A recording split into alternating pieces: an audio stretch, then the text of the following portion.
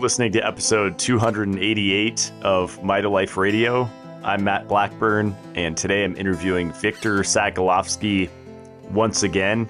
This is his fourth time on the show.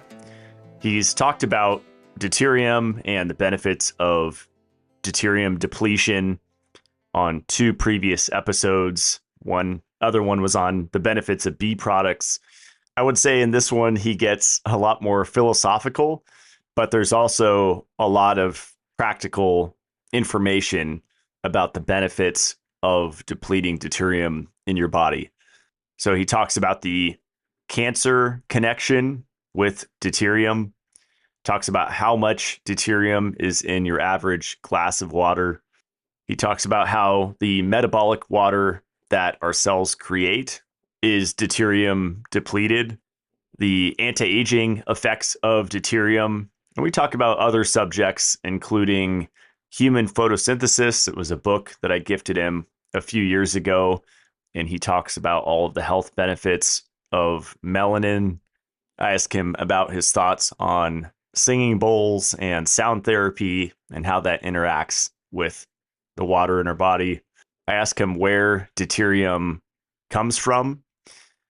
Gets esoteric, talking about his theory on what the Ark of the Covenant was. We talk about life extension and practical things to do to support that. And then I ask him listener questions, including his thoughts on hydrogen-enriched water, sunlight exposure, and its role in deuterium depletion. What is the right parts per million of deuterium for daily water consumption? And he misheard that as pH, so it worked out because he shared his thoughts on pH and water and why alkaline water is often misleading. It was a really fun discussion. I always love talking to Victor, so enjoy the lively discussion. Here is Victor Sagalovsky.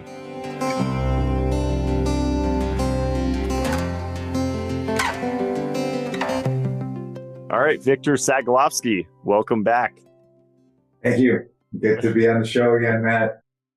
Yeah, we actually ran into each other at a health conference.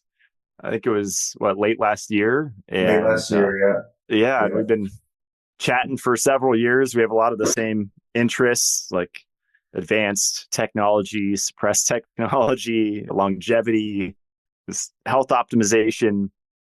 And you and Robert Slovak started Litewater together, right? Which is the deuterium depleted water company. That's right. At least in the United States, we're the first importer, and now we're deeply involved in working to build our own factory here in the U.S. So I'm deeply involved in the technology side now. Yeah, it's an interesting journey. I think it's been, that's for sure. It all started because I wanted to drink PDW myself. So yeah, because you've been studying human longevity for quite a while, right? Ever since I realized I was getting older. My early 20s, trying to piece together information from the standard information that we come up with in public school and parse that against things that are more observational and eventually become common sense and become a challenge to the paradigm paralysis, which we think is the greatest thing of all time. So I think, we're interested in future tech because it's going to solve the problems we have today. And the problem that I saw was health span. And then I started reading the yogic texts and talking about, you could be immortal if you do this. There's a science to this, apparently, but who knows this science? And what can we use of those, of what we gain in, the last 40 generations or 50 generations of humans to what we've come to now? So, I've always been fascinated by something that will keep my mind active. And I have a pretty active mind. So, and plus, I'll say this, if you start off really early in life and you don't trust anything, you'll get better at asking questions. Yeah, for sure.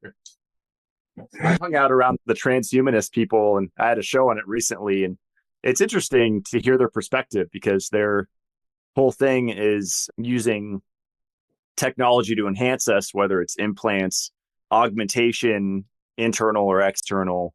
Obviously Well, Neuralink. they missed that day in class where they talked about ancient yoga practices. So the transhumanism should be of a biological nature, because all it points to is, hey, we don't have the manual for something, so we're going to figure out we're going to give our interpretation on this because we lost the manual. It happens all the time. Something great is lost, and then humans try to recreate it, and it's never perfect the way it was the first time. Sometimes maybe it could be the same or better, but usually we are assembling things we don't have all the pieces. So in lieu of having all the pieces, technology looks very inviting. It looks like a solution, but it's not. Technology is already here. It's within us, because there can't be a better technology. When you rate it against everything else, it still comes out as the most incredible thing nature has devised. So to understand it better, the choice between that and trying to augment yourself with tech, because you only have a limited amount of time during the day. So is it going to be external tech, or use the best of everything? God, like they say, God sends you a boat, a car, and a motor, and a helicopter. All the tools that you need if you ask the right questions ultimately come. My question was, what's the right water to drink? And then the answer came, and I'm like, well, I still have a problem because I don't have any. So now we have some, and it's exciting because it's difficult. It's not like, I found the secret. It's put it under the sun or under the full moon and say your incantation and your gold crystal stir around and you have magic. No, it's like we're using the best of our minds and technology to get to something where the goal is one thing. It's energy. We're trying to increase the amount of energy or conserve the amount of energy that we have. That's happening on a conscious level, and it's happening on a completely unconscious level. The body's just trying to survive. So like everything in the universe, it becomes a big energy game. So almost 99% water by molecular weight, then, start there. Yeah, start there. Absolutely. Yeah. The reason why I brought up transhumanism is I think, like you said, they're missing the boat on, you mentioned like yogic practices, but I just think even what we're aware of in the health community, like heavy metal toxicity, there's EMFs, there's, industrial seed oils that we're consuming, like engine lubricants, and that's part of it. And then you get a little deeper, like another layer in, and it's like spring water versus filtered water, and like everybody's battling, spring water's better. It's raw. It's more living. When you filter it. It started out okay. How did it get to you? There's things like that. My friend always says a rose is not made from spare parts. So you have to start at the core of something. So all these Band-Aids are just that. And certainly the conversation around things that we've taken for granted, like, water comes from the tap. Food, it comes from the store.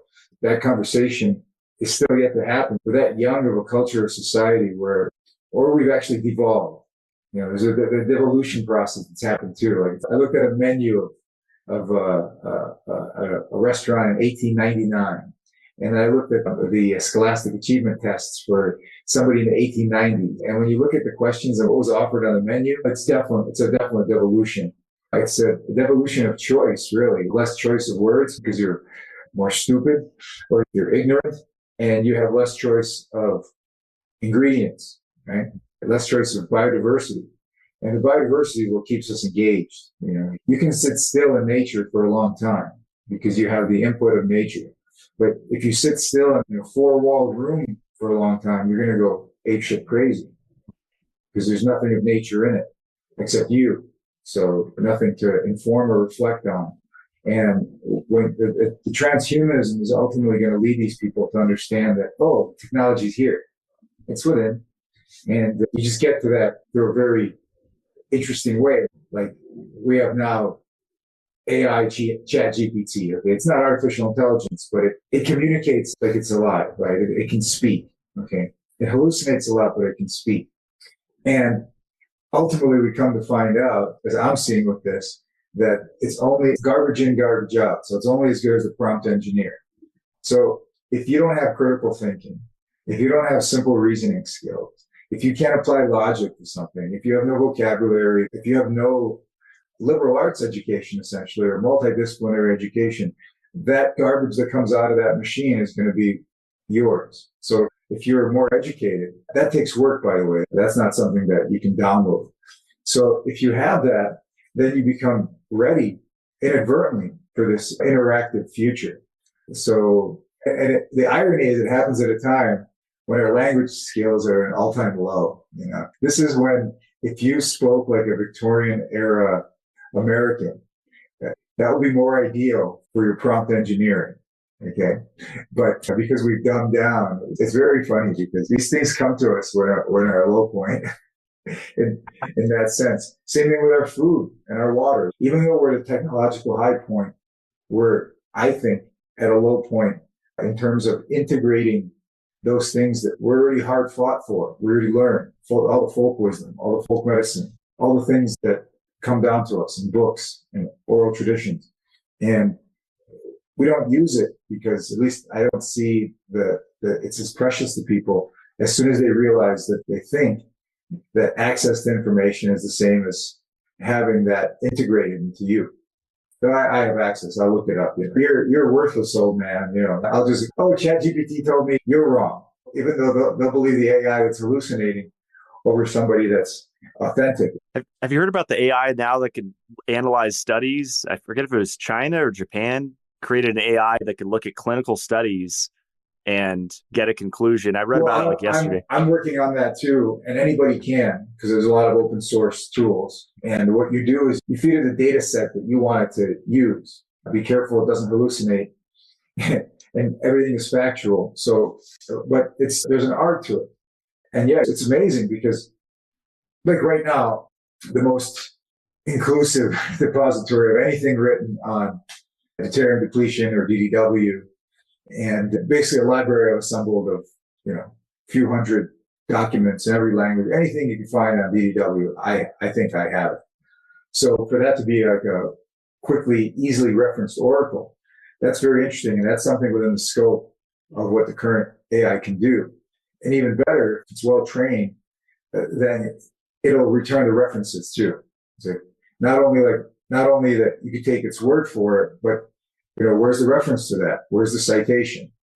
That's important. It's important if you're academic. If you're experiential, it's a different story. But anytime you try to anchor a new concept, you have opposition. But the science doesn't prove us. The science supports us. It doesn't prove us wrong. It only supports us. So, and scientific method is also not perfect too, because they don't acknowledge that the experimenter with their mind and their intention can affect the experiment.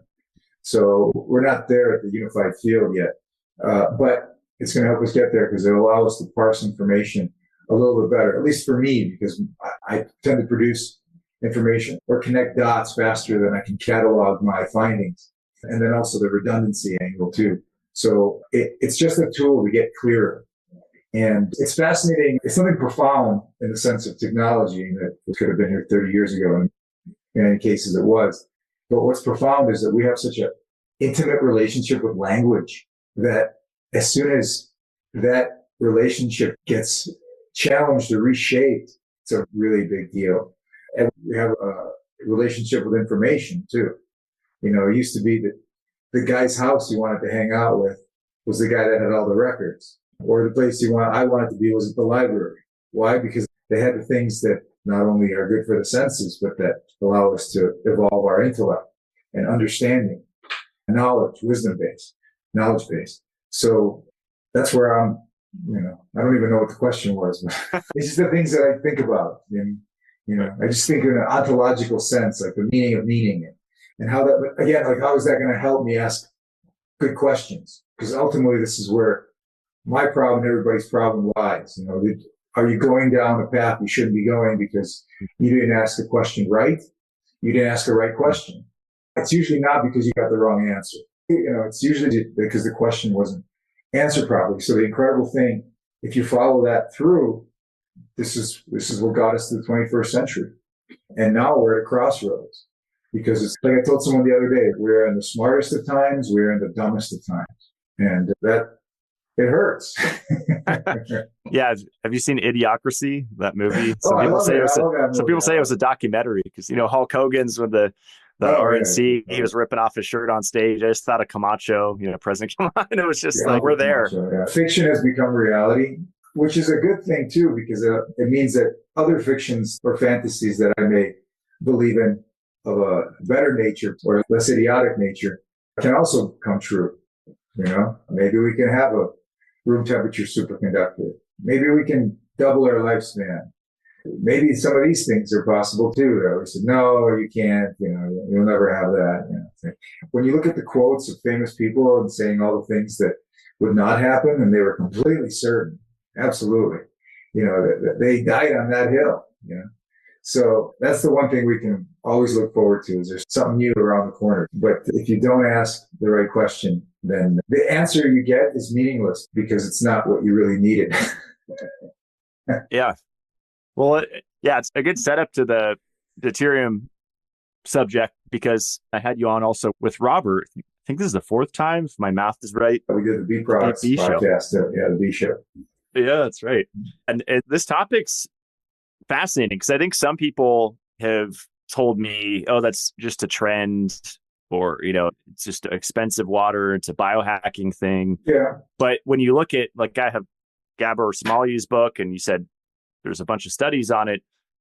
The relationship with cancer, that's kind of where it started. Is that right? Where it started was just trying to understand why certain populations living in near Eskimo conditions had a longer lifespan, wider health span, primarily were disease-free, very strong genetic.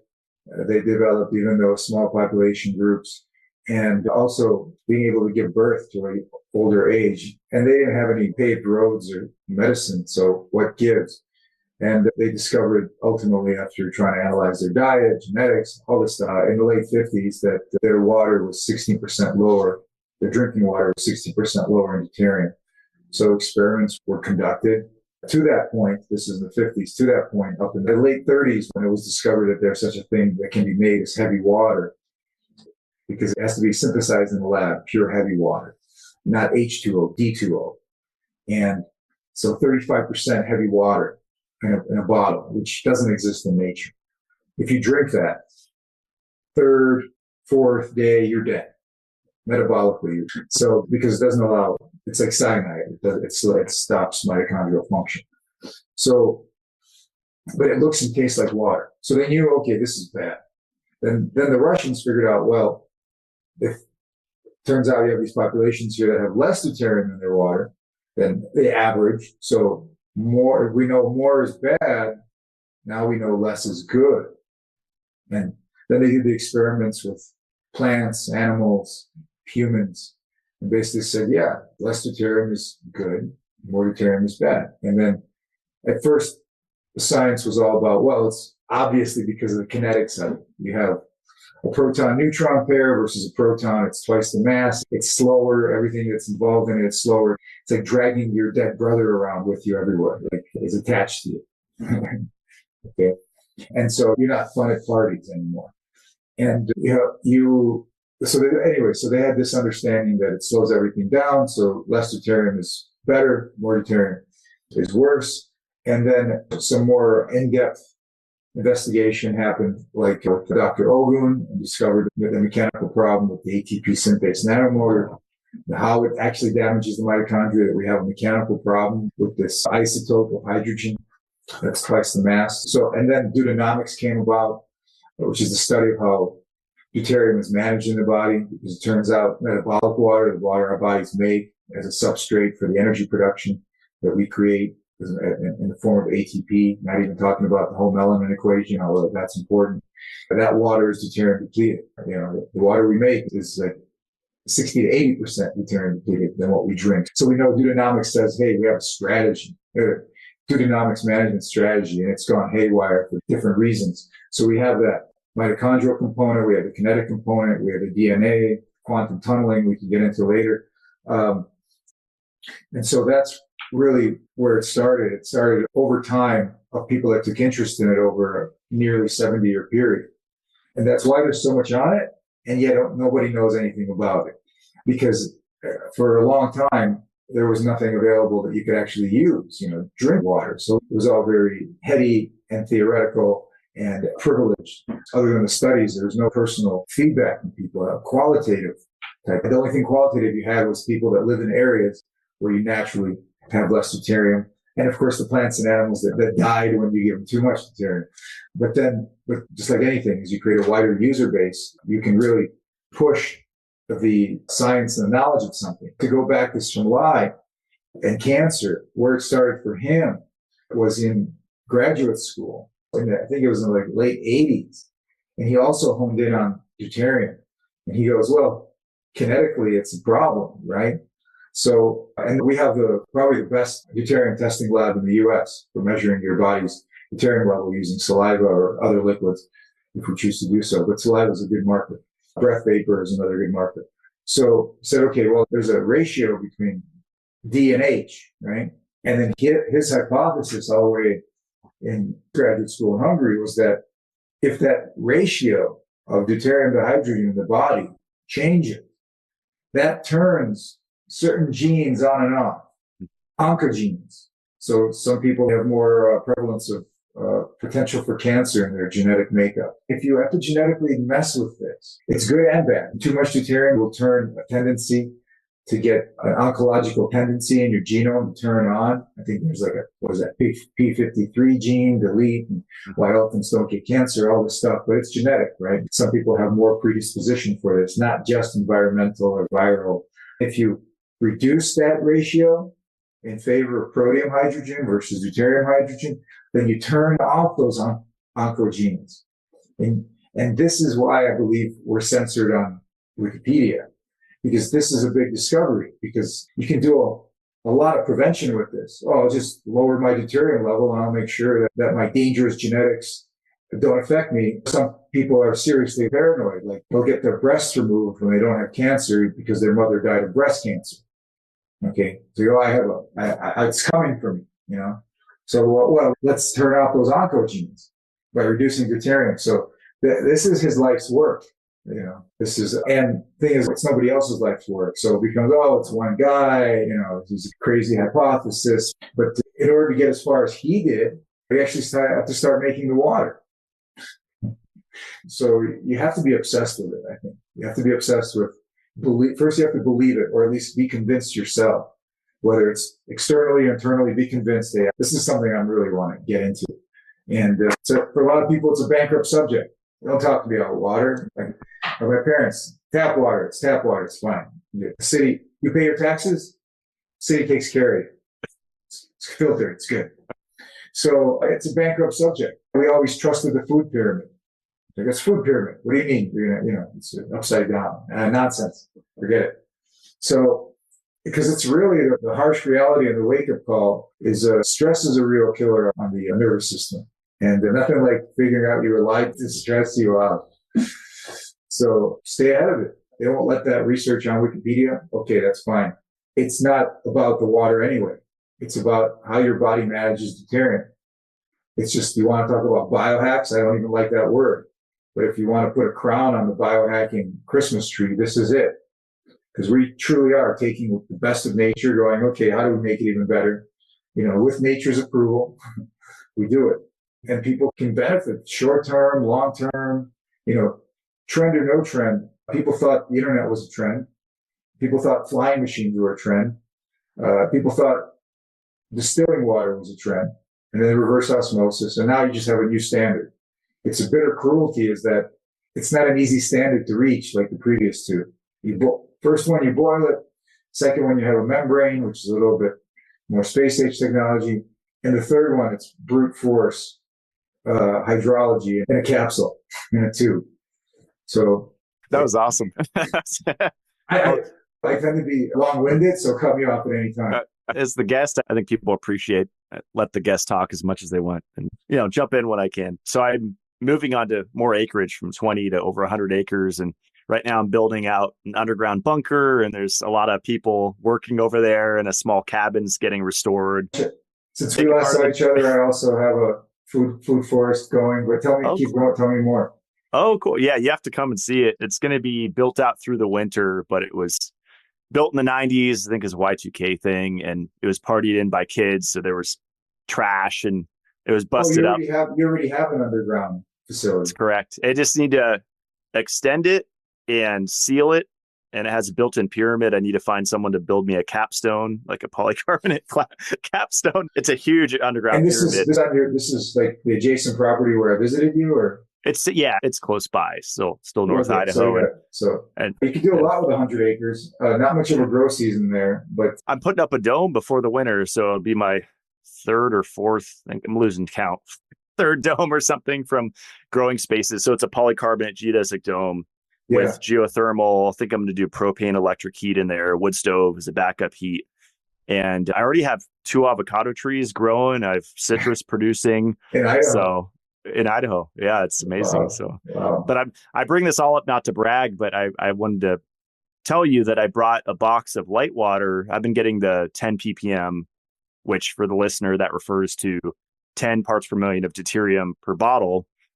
And I've been giving that to the people, the crew working on the mountain. And I think they said the water felt thicker. And I just gave them a quick elevator pitch. Usually what I say when they're like, what is this? And I say, well, water's not just H2O. There's, there's isotopes. Well, actually, water is it's supposed to be just H2O, and there's this other stuff in it.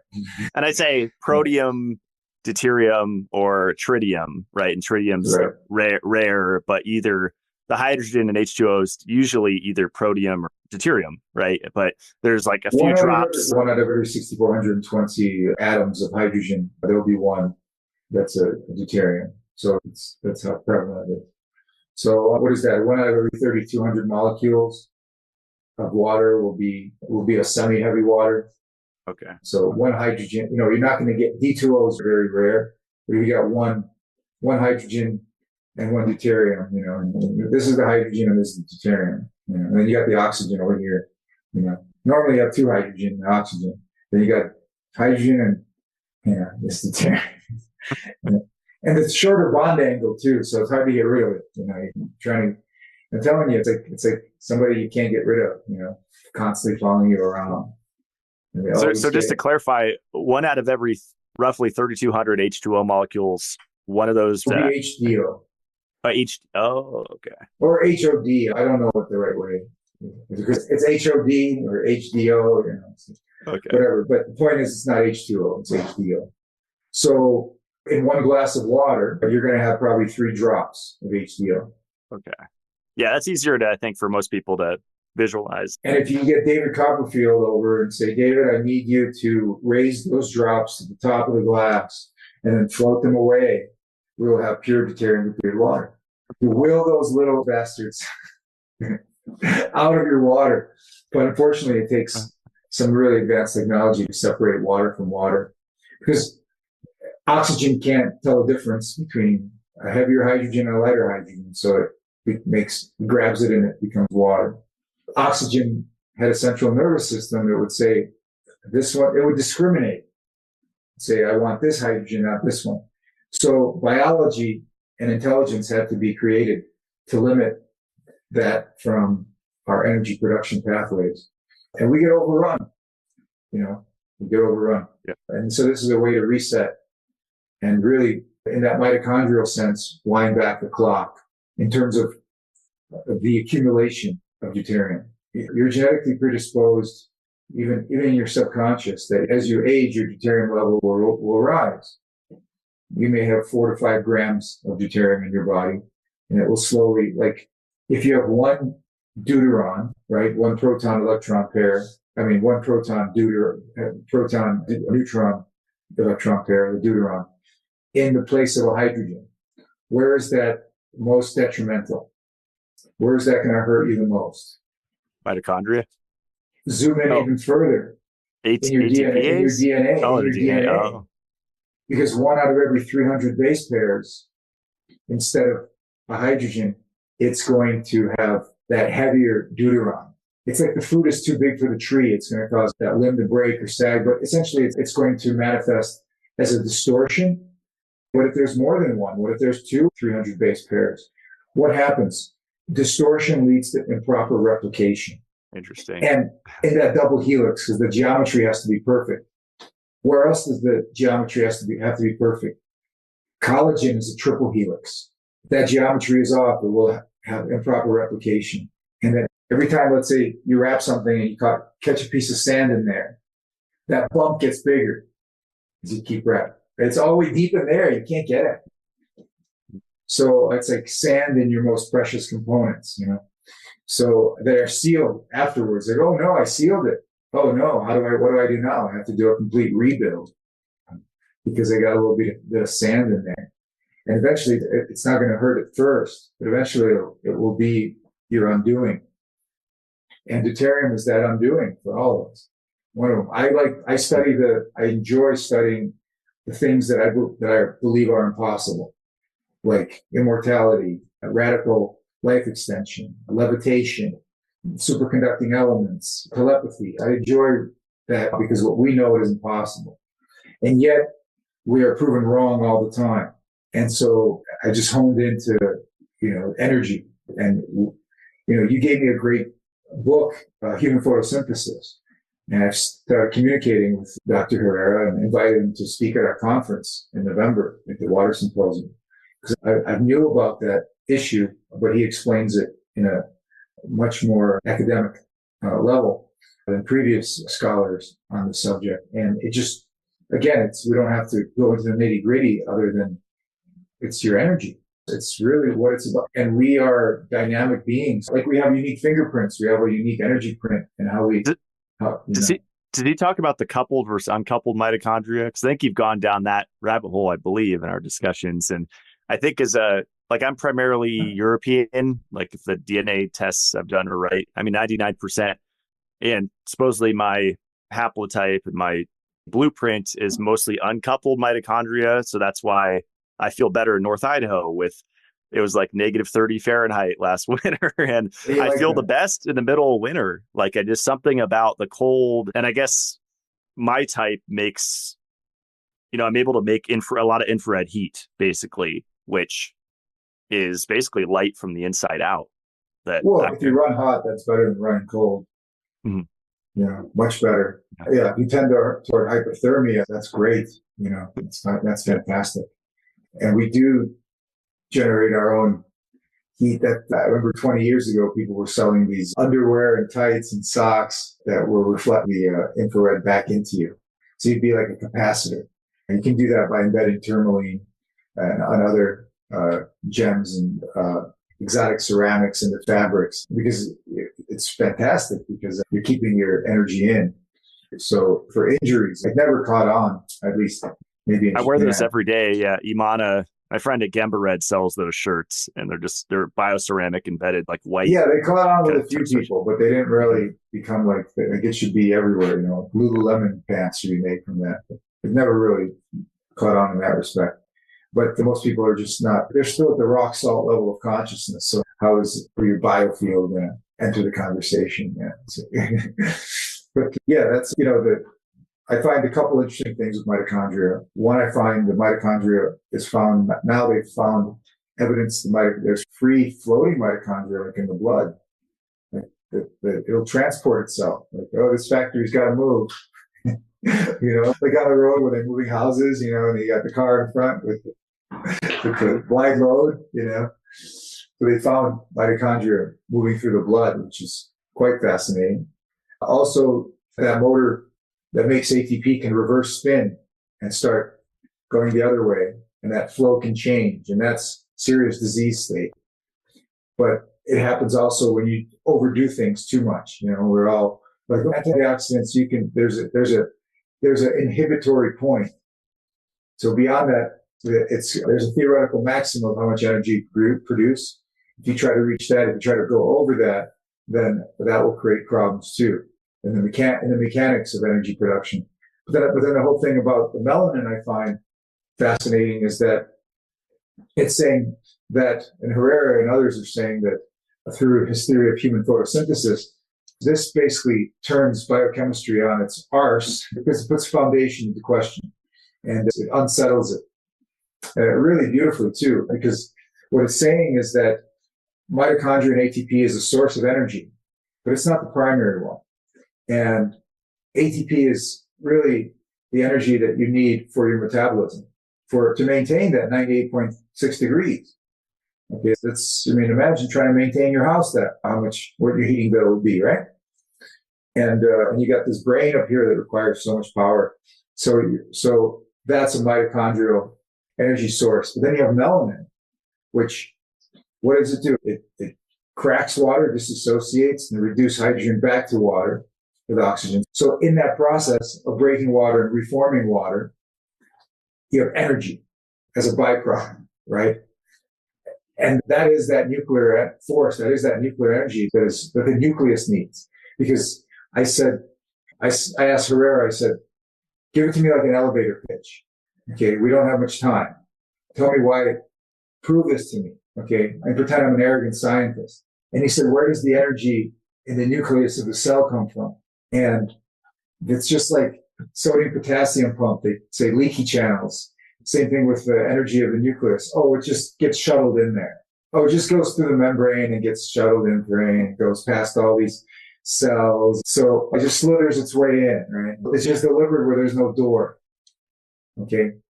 It got in through a quantum field, but it teleported there. But that's the big question, because the answer is that there's no mitochondria in the nucleus of the cell. So how did the energy get in there? It's because melanin surrounds that nucleus. As water comes in, it gets broken into oxygen and hydrogen. Those get used. Then it gets reformed and tossed back out. And it's incredibly elegant because it's so simple. And the making of ATP energy is so complex because it has this deuterium issue and other issues of contaminants and creating layers and membranes and exchanges that keep the motor clean. Right? Yeah. But in the nuclear model, you have melanin, which takes anything as an energy source. If you look at mitochondria, it needs specific source of energy that gets broken down from food and some sunlight. It can translate a few wavelengths of light into chemical energy instead of heat. 660, 830. So it changes the viscosity in the mitochondria, allows faster flow, more energy is created, but it's very specific. Melanin can take anything as an energy source. Any spectrum, any wavelength, visible, invisible, X-ray, thought form.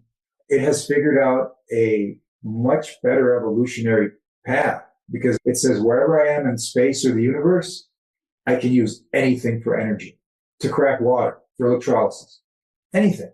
So, that's why I think there's a conversation that still hasn't happened or needs to happen, not from a film major. Yeah. I noticed on social media, like I'm mostly on Instagram, and people are definitely catching on. I think the younger crowds, or I don't know, middle age, whatever, they're definitely hip to the melanin thing, not slathering on a ton of sunscreen and naked sunbathing. And yeah, I definitely think there's something to that. And then also you could overdo it with people photo aging. They think it's an external thing. The melanin is there and the inside of your nucleus of every cell. And yeah, it's pretty cool. It's producing energy for you. And everybody in biochemistry goes, well, nobody will look at biological transmutation either. As soon as you try to have that conversation with somebody, their programming really takes over. They want to shut you down real fast. It's uncomfortable. And all of a sudden you're stupid. I want the people to do this professionally to have a conversation, not the guy that just asks questions. So, but no, thank you, because you turned me on the book and the person that's really at the forefront of this. And it's like these people are working in a vacuum and they're discovering things that are very valid. And they usually come from being a practicing doctor because they observe some things that don't make sense based on what they learned in school with what they're seeing in practice. And the answer from the wider academic body is get out of our way. And for guys like us, it's exciting. This is what our conference is going to be about. It's exciting because let's give ourselves the room to discuss these things that they say, oh, well, you can't talk about it. You don't have a PhD in molecular biology. Like, why can't I talk about it? I have the access to the information. I can speak your language. I don't need to have your degree. I don't need you as my peers to tell me I'm one of you. I need myself to tell me that I understand what you're saying. And then my critical faculties decide if you're bullshit or not. But I have to speak your language to know if what you're saying is, it's just all hypothesis. So I noticed in your journey, you've tried many different things. And ultimately, I'm curious what ultimately informs you, what works. And my guess is that it's your experiential. And experience of people I talk with too, and seeing what works and what doesn't. And yeah, I found, as we know, it's so individual, and one supplement's not for everybody, but I think there's few things to Deuterium water probably is for everybody. There's a few things that are for everybody. Absolutely. Absolutely. Because we all share the same biology, and that goes for plants and animals too. These are foundational things, and they happen to be around water and components of water, hydrogen and oxygen. This is the base of chemistry, everything that attaches to that substrate that has that in their lattice, and it gives it original form to combine with other things to create the reality that we live in. I'm not saying we found the answers, saying it's where we're going to find them. That's my 2 cents on it. Yeah. In the simplicity and the complexity, you're going to find the question. It's like, why does this have to be so complex? Well, that's a good question. And then in the simplicity, you're going to find the answer. It's just like when I dry fast or when I fast, when you remove things, then it's like an empty glass. It has more potential than a full one. So it's that potential to be filled with knowledge or new information. So it's exciting. You're filling yourself with new information in the sense that you now have 100 acres to deal with, and you're not going to let it just sit there. You're going to do something with it. You're going to create a reality there. You're going to inform your environment, right? Yeah, absolutely. In the context of this conversation, by Friday, there's currently only one well, and it's only 2 gallons a minute production, which is small. But with a cistern, doesn't matter. Put a 8,000, 10,000 gallon cistern in, and just trickle fills, and you have a lot of water. You have a lot of good water up there. It's very nice. I'll test it for the deuterium content. But the water up here is definitely different. I mean, it's some of the best water in the country in terms of deuterium level, and some of those glaciated streams in terms of mineral content or bioavailable bicarbonates. It's very nice up there. It's kind of, I guess, the trade-off for the short growing season and cold, long winters. You get good water and other food. That's the other thing. If you have water settled, you have to, if in this day and age, if we're going to the store to get our food, we're behind the 8 ball. Either set up your relationship with your farmers or grow your own and create your own distribution network as well, and cultivate a sophisticated alchemy of food medicine. People always ask my diet, and lately it's been like eggs, sourdough, ground beef, steak, wild rice or white rice, butter, cream. That's most of it.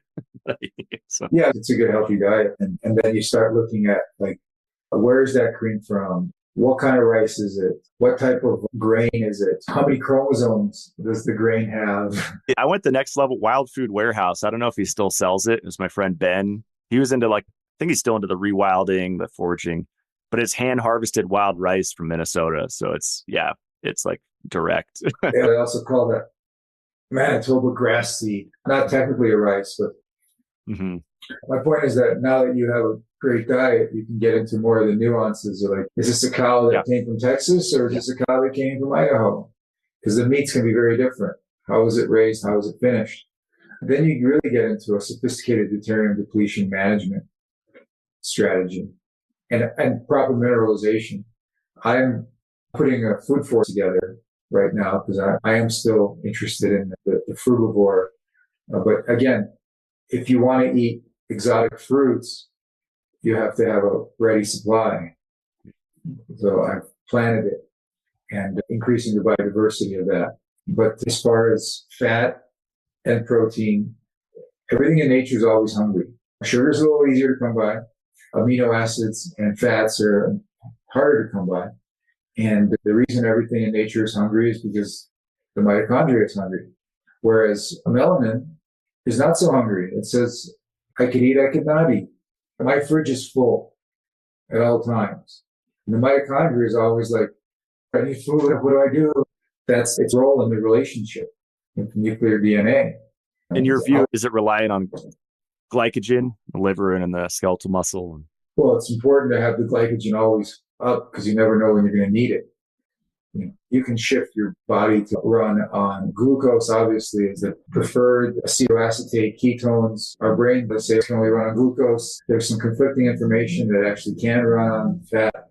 We are so adaptable, even to the point where people go without food. Not many, but again, I like to study the impossible, and I've met these people. No food or water. There's the dry fasters that do heroic 10-day, 12-day fasts of no food or water. And then there's just people that don't eat or drink, period. There are very few of them. I'm convinced they exist. I've met them. And I try to understand what's the science behind their operation. And melanin is my only explanation because you need energy from somewhere to create energy. And the creation of energy, the simplest form of creation, it's like what's an atomic bomb? It's pretty simple when you think about it. It just sets off a chain reaction. Whether it's fusion or fission, it's a chain reaction. But look at the consequences. It's a lot of energy. So same thing if you in chemistry class, the professor says we're going to make water, and he takes an equal amount of oxygen gas and an equal amount of hydrogen gas. And says, stand back, I'm going to ignite them. Okay. The spark is the ignition. Well, the ignition for melanin is anything. Okay, that's the fuel. And the spark is anything. So, you rub two things together. So when you take the oxygen, 2 parts hydrogen, 1 part oxygen, you put them together, and first time you witness that in chemistry class, you hear a big boom. There's an explosion. Well, that energy gets used. So we understand how energy is made in the body, the closer we'll get to, forget about transhumanism. We'll really understand how nature works. And then some people have, and they radically extend their lifespan, and they're not talking. Why would they? It's almost, if somebody doesn't come to it themselves, then are you really worthy of the information? It's almost like when you know something and then somebody comes to you and says, oh, hey, bro, you figured it out. Welcome to the tribe. What do you mean? Why didn't you come and tell me? No, we're waiting for you to figure it out on your own. Because then it means something to you. Otherwise, how meaningless is our cell phone to us? Even though it's a tool, but it's meaningless in the sense that you don't go, oh my God, if I lose this, how do I recreate it? If my car breaks down, how do I fix it? It's gone. It must be meaningless to you. So our bodies are meaningless to us in the sense that, oh, I'll just go to the doctor, or how do I fix it? But it's self-healing organism, so you don't need to worry about that. But if you're looking at a device that you're so tied in with, emotionally and informationally, and just your whole life is on it, and yet you wouldn't be able to recreate it if you broke it. So how valuable is that? Must not be valuable enough. Some of my old hippie friends, they try to print everything out. Because then hard copies are, it's like, if it's not, it's like a house, a picture of a house isn't going to give you shelter.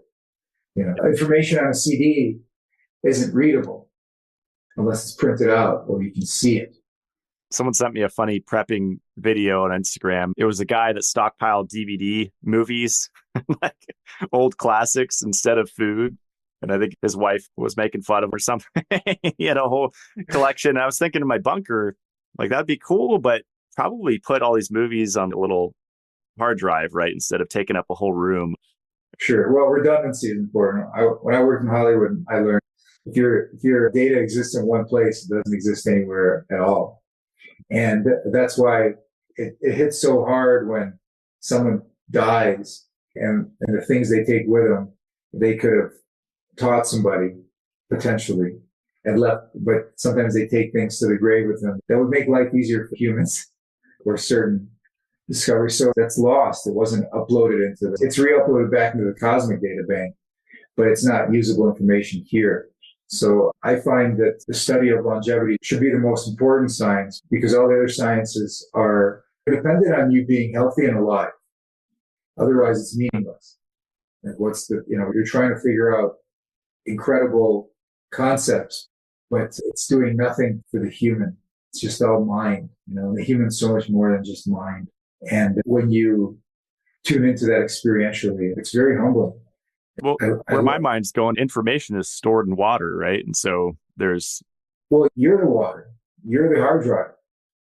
And it's about how coherent is the water, because the more coherent it is, the more information it can store. So it's like the difference between being young and having a young brain that hasn't learned many things, and having one that is well educated, well categorized, well stored, proper recall ability, just a high IQ, high intelligent quotient, combined with a really high or sophisticated emotional sense, essentially a cool head main thing, as they say in Hawaii. It's cool head is the main thing, emotion wise. But the information in the water is, when our water leads us, and I think water is all one. I think we talked about this last time. I've been bringing up this concept in other podcasts, where I think all water in the universe is all one organism, one entity, and it exists in this quantum state where it's connected throughout the entire universe. One organism that takes residence in your body, takes residence in the ocean. But it's ultimately one consciousness that exists in multi-dimensions, in this omni-dimension. And it touches in the fourth dimension, the third dimension. Certain principles of higher dimensions are the ones that follows, and not the lower dimensional principles. So, like a child is very confused when his life is filled with stress and incoherence. And a child is very much in its perfect state in the moment of themselves, when everything is joyful and playful and safe. And water tends to those ideals, because those are the ideals of the fourth dimension. Love is all there is. So it gets confused by that dissonance, the stress of negative thoughts. And if you have too many of them, they'll just say, I want out. Get me out of this negative thought form vessel. And then you get cancer and nothing will cure you, because your water wants out, until you start changing, because it cannot, it's a child. It only can play. And you start putting it to work in a sweatshop. It's like, I'm out. So water has that universal consciousness. And I think it's the water within us that connects us, because it's all one hyper, super intelligent entity. And this is just, talk about theories that don't have any basis to them or no proof. But that's my hypothesis. I love it. So in my concrete pyramid, for the first time since buying it, I have a crystal singing bowl set, and it's just a basic, I don't know, I have 5 or 6 bowls, and I brought my big one, the root chakra one, the biggest bowl, and I played it in there, and the acoustics, it just crazy echo currently until there's stuff in there, I guess. And I was doing it with my friends, and I felt like I had napped after like 3 minutes of playing it. That's cool. And the sound thing, I haven't done it in years. And even just doing it myself, I'm getting into this alternate state, and it's affecting the water. Is that how that? Think about it. We talk about melanin and water and how everything is an energy source. And yet we don't have a manual of what energies do what. But we do have something that is unique to animals on this planet, and that's music. We've really jumped in fully into this art form, and it defines us, it drives us, and it gives us meaning. It's just like visual spectrum, the audio spectrum of what we can hear, and the rules of it, the rules of harmony, and the rules of rhythm, and these universal constants that make combinations of sounds and time and how they're structured pleasing to our biochemistry, to makes us produce good bliss molecules in our brains. And so, like Tibetan bowls, it's like, or, get in a room with people and start chanting. Okay. No, nothing in particular, just toning. Okay. Have at least 6, 7 more people, the better. And if you walk in there and you are off key, by the time you're in there listening to everybody and that resonance builds, you will heal your voice. You will come into harmony. It's like like women, if they live together, their menstrual cycles tend to line up. If you can tell a lot about a person's physical condition based on their voice. Mine's a little hoarse right now, but you can tell a lot because there's missing notes in there. So you can see what's missing in some of it. Are they full? Do they resonate? And you can feel that rapidly. I've seen it. If you start toning all together, that person will, at first it won't fit. You give it time, you will go into harmony. And so that's that type of resonance we have with each other, and we have it with nature. And if you go into the micro and nano, this is hydrogen. This is, and it's interplay with the other elements. And so again, it's really, we start focusing on basics. We'll answer all the questions that we have. And it's not even about being incredibly smart.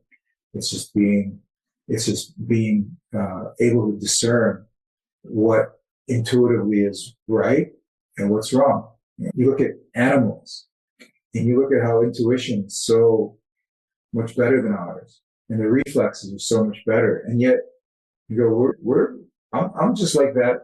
I'm just like that cat or that dog or that fish. I have those reflexes too. I can do that. But it's something of a nature that has to be cultivated, And I think you know what I noticed. So I'm trying to figure out how to test a cheap way to test if deuterium depletion works. Okay. And so the cheap way to do it is how fast are your reflexes. When you're young, it doesn't matter. You're quick, but you start getting in your 40s, you start slowing down a little bit, sometimes earlier, sometimes much later. But the reflexes are a lot, and cats have reflexes that are like 5 times faster than humans. Fast. So the reflex test it's free, it's online. You look at something and then you press a key, how quickly you can respond. And that is the perfect relationship, the most perfect relationship between the parasympathetic and the sympathetic nervous system. You can look at the pathways and the neurons and everything, how it connects, how the response, but it's a perfect exchange of sympathetic to parasympathetic, and it happens very quick. So I noticed my reaction time was like a teenager, super fast. And I go, of course, because where is there more mitochondria than anywhere else in your body? The wrong answer is the heart. People think, the heart muscle must have the most mitochondria, but it's the retina. So it's saturated like a sardine can for that quick reaction response, that interface between the sympathetic and parasympathetic. It's real fast, And so, and that determines your reaction time, which in many cases can be life or death. So that's where you can prove deuterium depletion. Is if you're 20% deuterium depleted or more, do it before and after or with your friend, and you see how quickly your reaction time is, because your mitochondria is working better.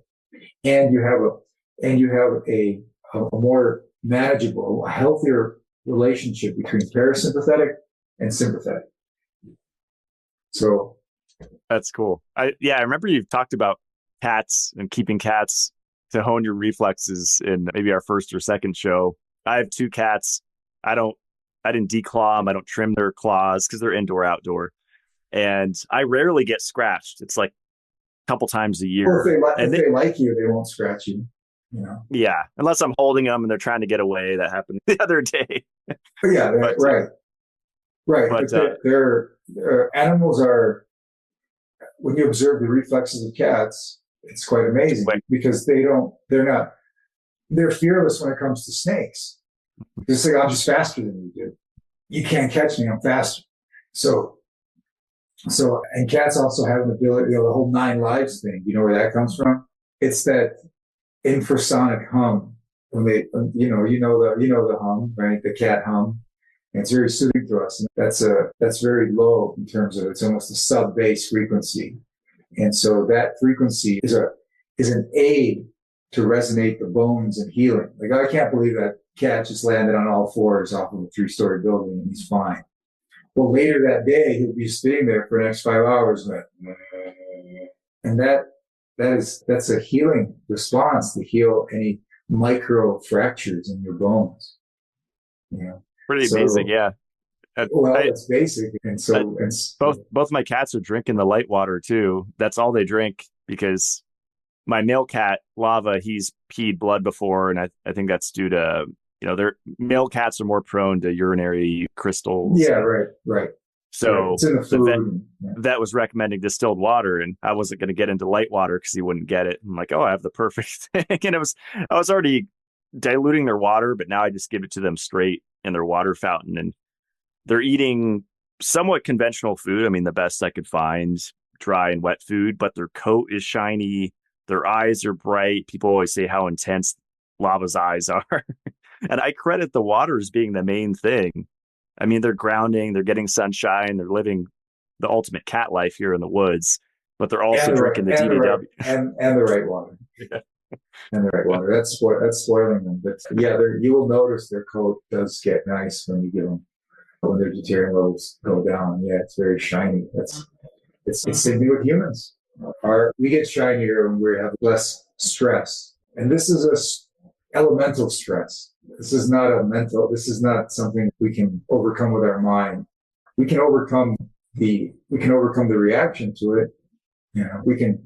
Everybody has to deal with physical limitation as they age, or not. You could say, "I'm not going to," And there's been documented cases of people that they could still climb a mountain at 95. It's a lot less of them, but it's the mind is willing, but the body is weak, and so because it's energy, And I had a friend that lived to 104. And he always used to say, I'm not as good as I once was, but I'm good once for as good as I ever was. So you still have it in you, but how quickly can you repair? And that becomes the issue. Your ability to repair exceeds your injuries exceed your ability to repair. And then as you get older, it's the wear and tear injuries, essentially, because of improper replication. And our diet and genetics ultimately have a big part to play in it too. Genetics, I would argue, much more than diet. But if you stray from your genetic predisposition, because we genetically create strategies over time, and then you completely change that epigenetically, that can be bad or it can be good. Usually it's bad because you don't know what you're doing. But sometimes it's really good. Like a population that doesn't eat food for a long time, like meat. And all of a sudden, because of economic conditions, they now are eating meat again. You'll notice that their genetics will revert to something that was when they had that nutrition. Like you'll see populations getting big real fast in like 1 or 2 generations, but they may have been small because they were malnourished in a sense. And then when the predisposition for different fuel source, which they may have lost. So let's say when people migrate from the mountains down to the ocean, and they start eating seafood for a generation or 2, what does that do to early childhood brain development, right? And what does that do if you live at a higher elevation and the adaptation of your hemoglobin? So we all have these adaptations, and they're usually genetic. And then now we have a new adaptation, which is really interesting, and that's hybrid vigor. Right? Where you're a hybrid, you have 2 racial identities, and sometimes that creates what's known as hybrid vigor. You see it in animals, you see it in plants. So you see some strange things in nature. Like, you ever seen a liger? Yeah, I have. Right? Yes. Not in person. Yeah. Well, what happens when you mate a lion and a tiger? Get a liger. You get a liger. And what is a liger? Well, he's very docile because he doesn't know who he is. So I'm just, leave me alone. I'm not going to eat you. I don't even know. So it shouldn't exist. But genetically, it becomes twice the size of the lion and the tiger. It just doubles their mass. So that's a weird expression of hybrid genetics.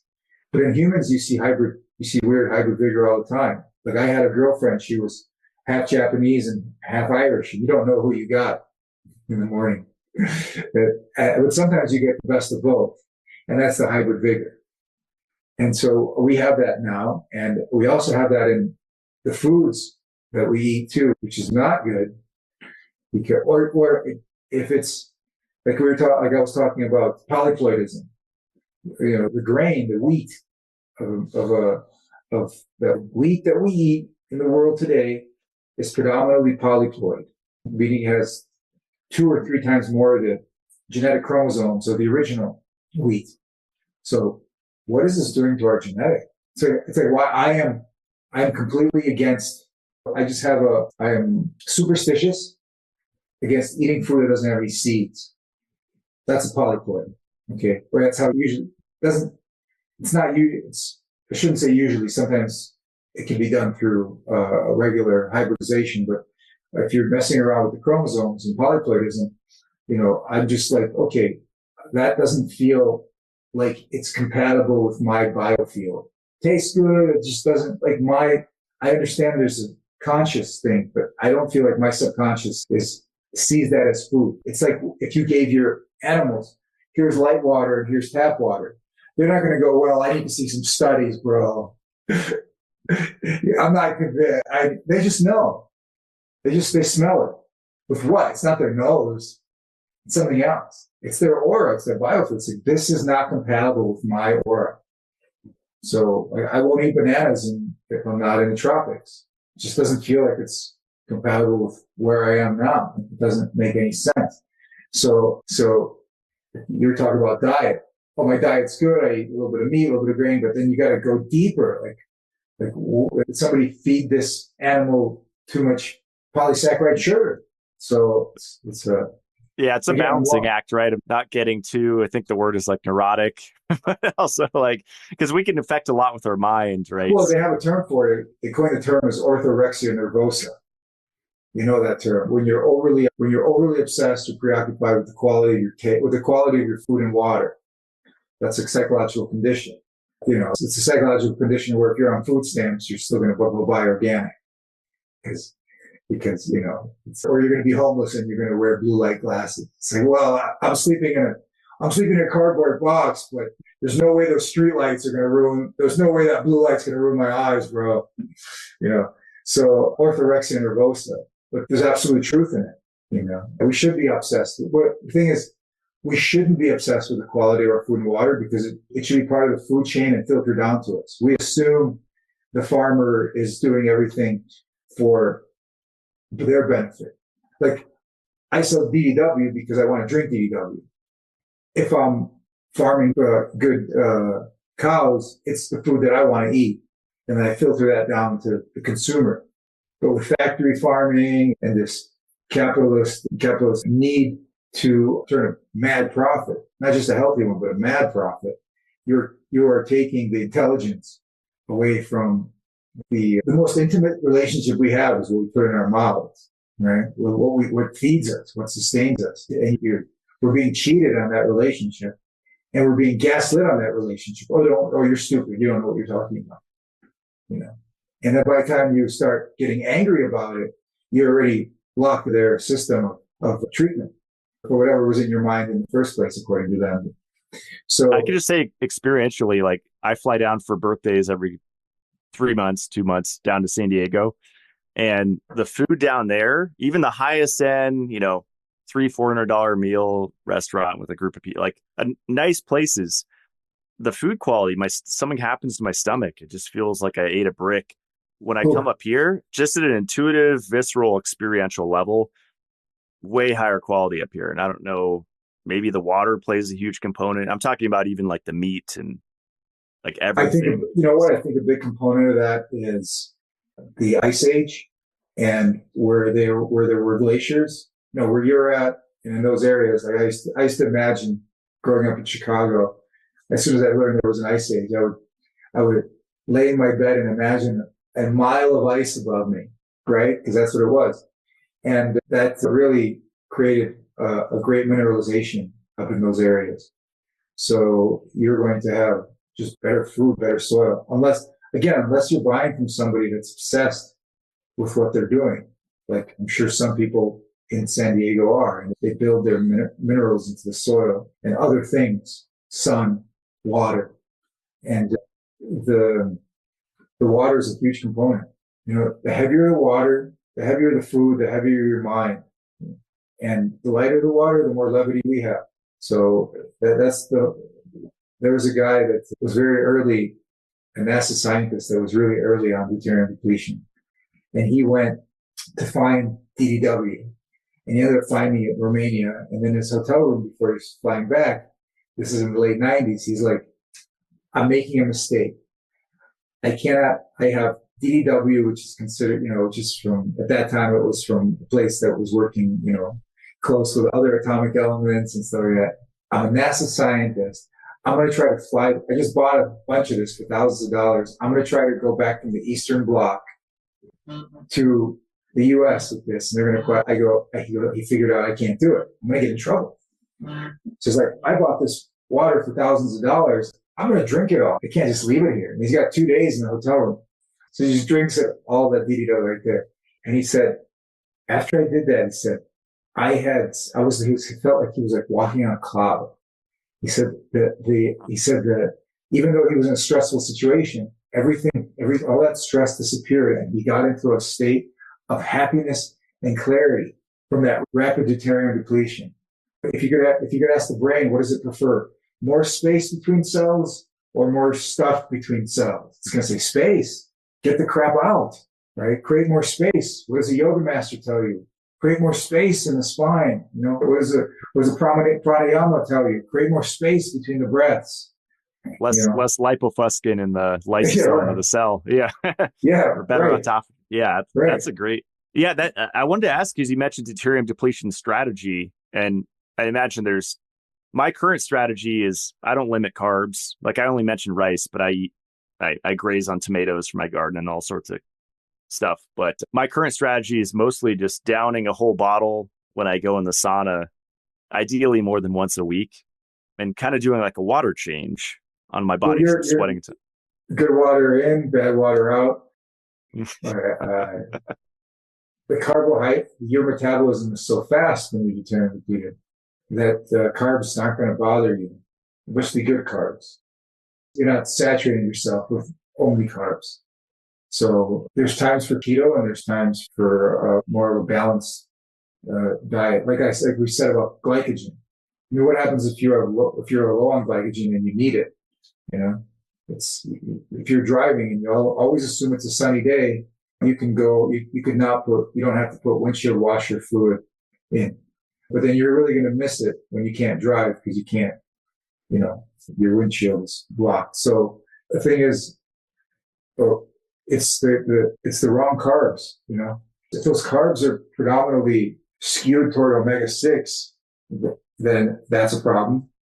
If those carbs are already started to go rancid, that's a problem. You mean the fats? Fats, right? Well, carbs have fats in them. If you're consuming whole carbs, whole grains, you're not. Oh, it's not whole food. You're saying, okay. Yeah, that's another problem if you separate the starch from the germ.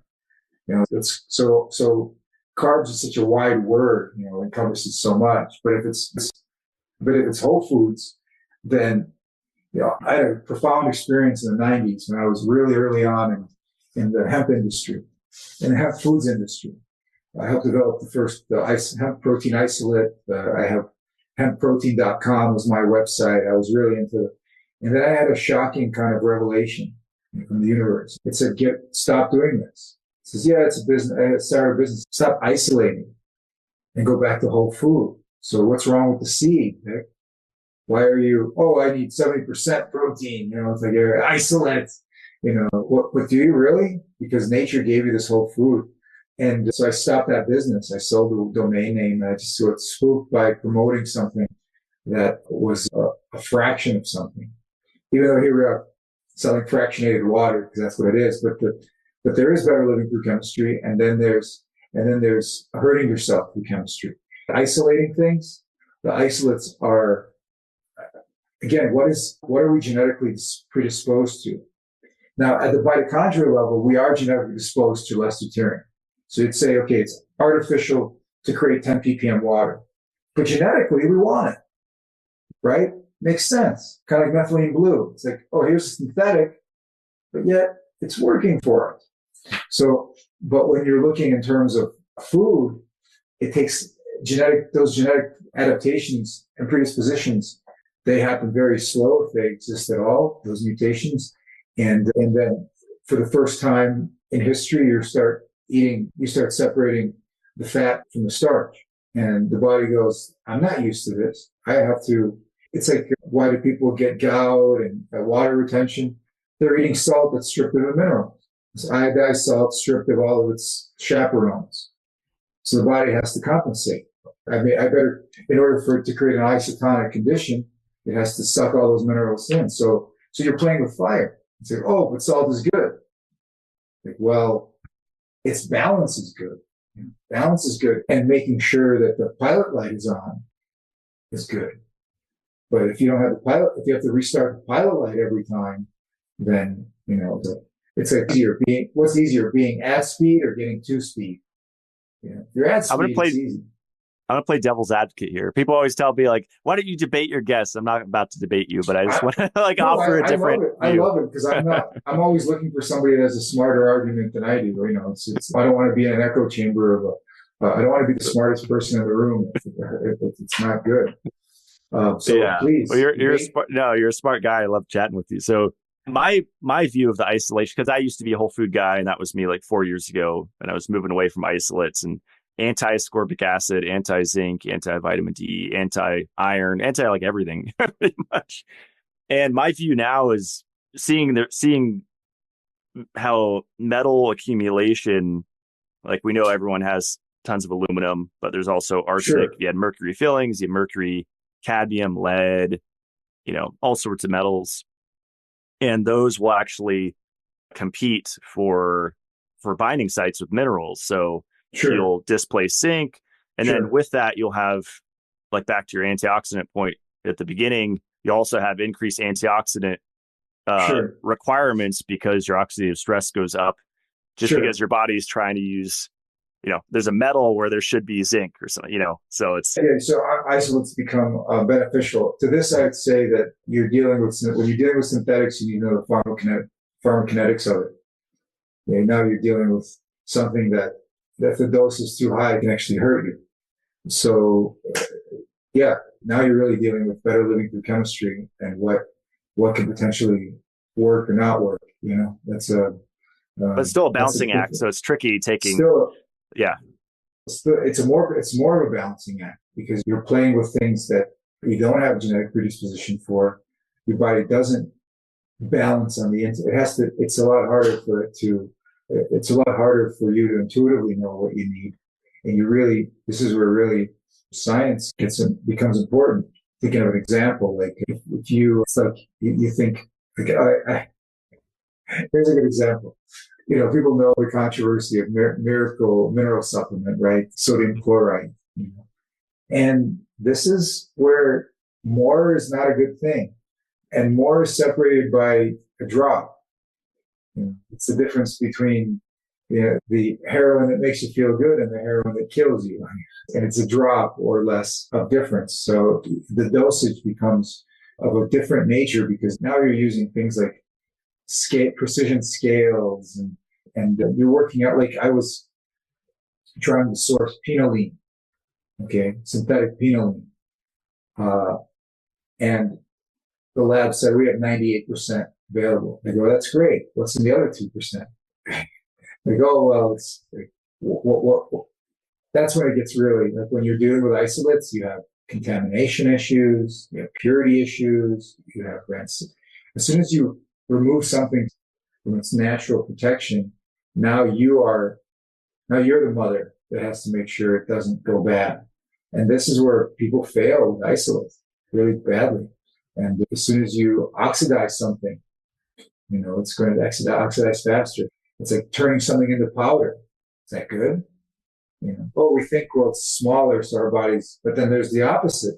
It can sour faster. So I think I'm all with you. You just have to know. You have to be. You really have to. It's a zero-sum game. You either do it right or you do it wrong. Some people say test, don't guess, and I don't like needles, and unless it's like little insulin, peptide syringes. But I've been using spectrophotometry. I didn't know Mercola's been into this, I guess, almost 10 years, but you scan the tissue of the hand, shines light in, and it's not a quantum thing. It's a physical thing. Hmm. And it sees the absorption or reflection of vitamins, minerals. It took a Brazilian guy, I think 12 years to figure out Wow. the, to map not the whole periodic table, but quite a few vitamins, the minerals, the metals.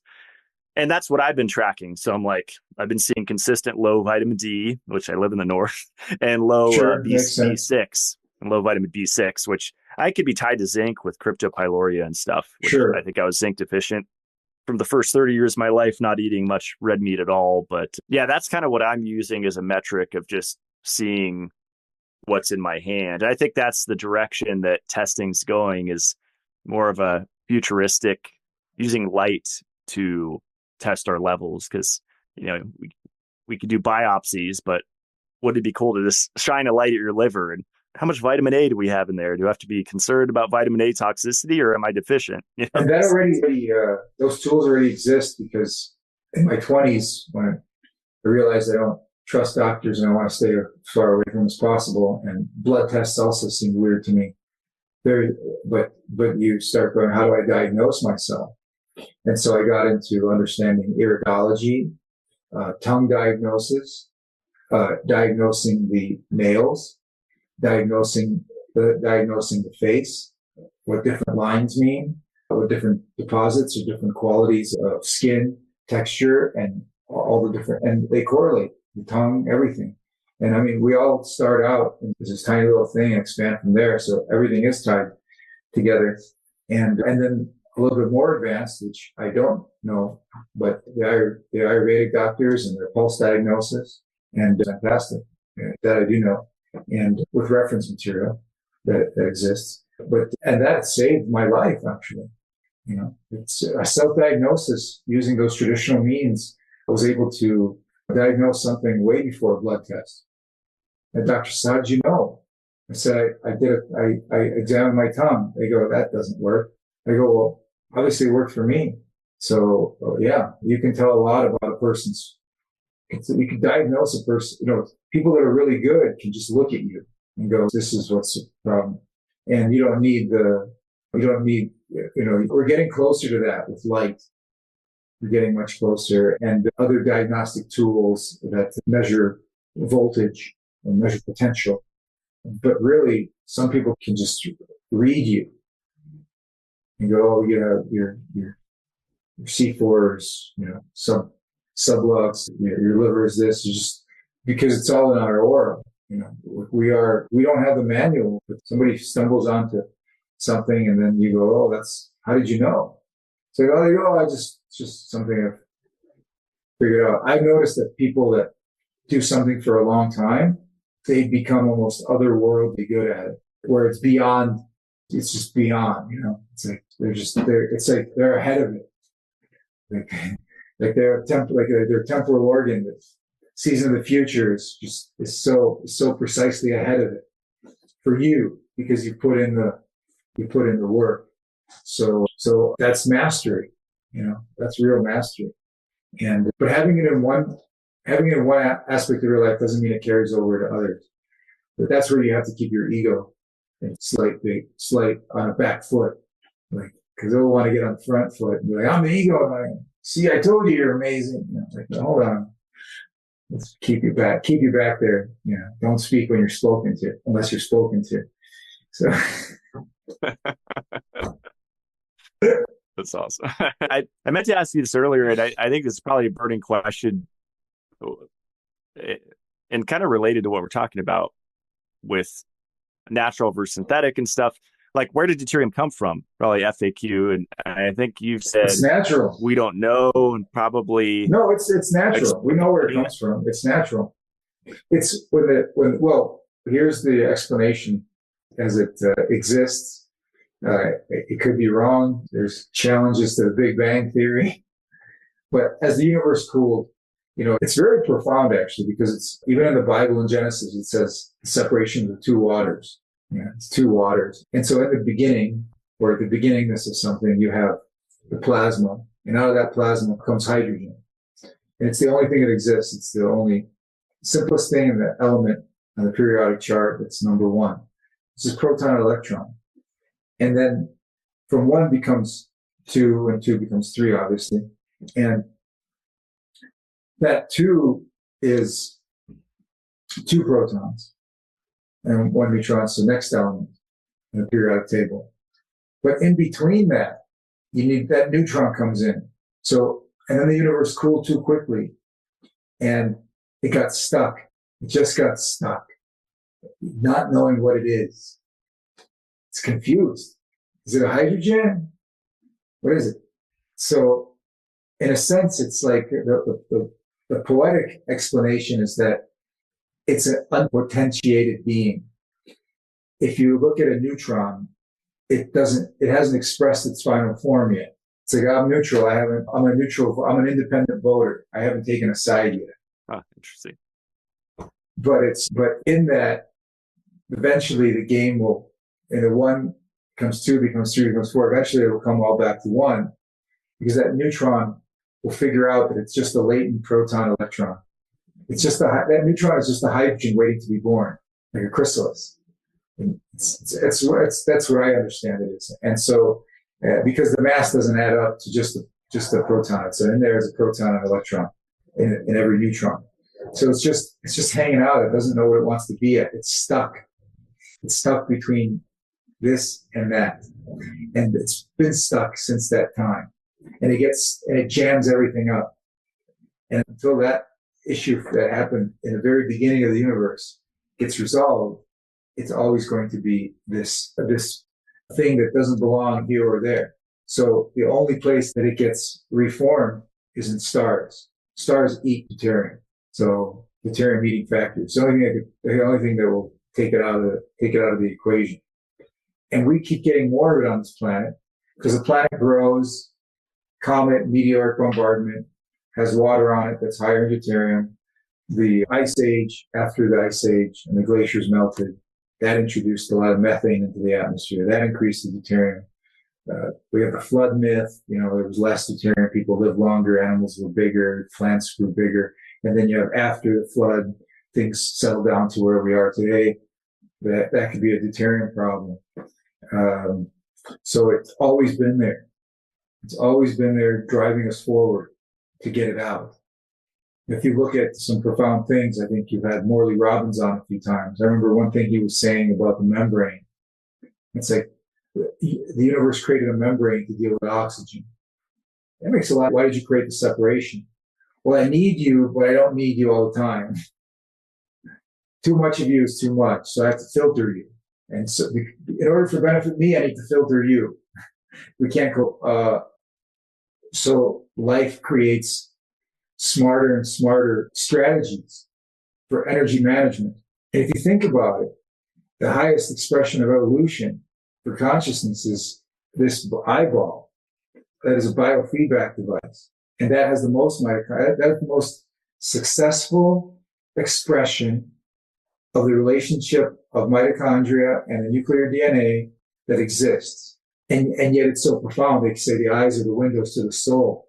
And so, and in a way, there's a truth behind that, spiritually and even mechanically.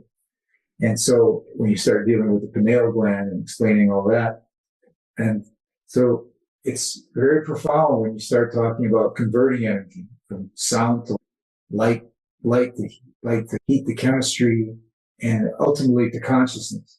And so we're at a incredible inflection point where you can either choose to use these tools to devolve, because you don't need to be smart to survive anymore. You can be stupid and still survive. Or you can use these tools to hyper jump your evolution. You go, wow, I can achieve things that have only been written down on leaves as the impossible. Yeah, I think that a lot of people have the mentality like, oh, you probably get this argument, like nature's perfect. If deuterium is natural, we shouldn't have, then why are we depleting it if it's perfect? If nature was perfect, then it's not true, because all the fruits that we love and that we eat were suggested by nature and improved upon by humans. You wouldn't have a lemon if the human mind didn't say, I want this. We take something, which is why we're here. We can take something that's nature, and we're part of nature, and we can improve on it. right? Not in a selfish technological sense, but a true, like, this is something we can do over time. We can improve on nature. And that's our birthright that few of us take up as the mantle or core of our being. But we certainly can. I mean, if you believe in God and you have a conversation with God, say, what do you want from me? And God's answer is like, just something new, dude. Just something original, something I haven't seen before, please. And I've seen a lot. So if you can give me something that's new, it's like the king telling his jester, if you don't make me laugh, I'm going to kill you. Give me something new.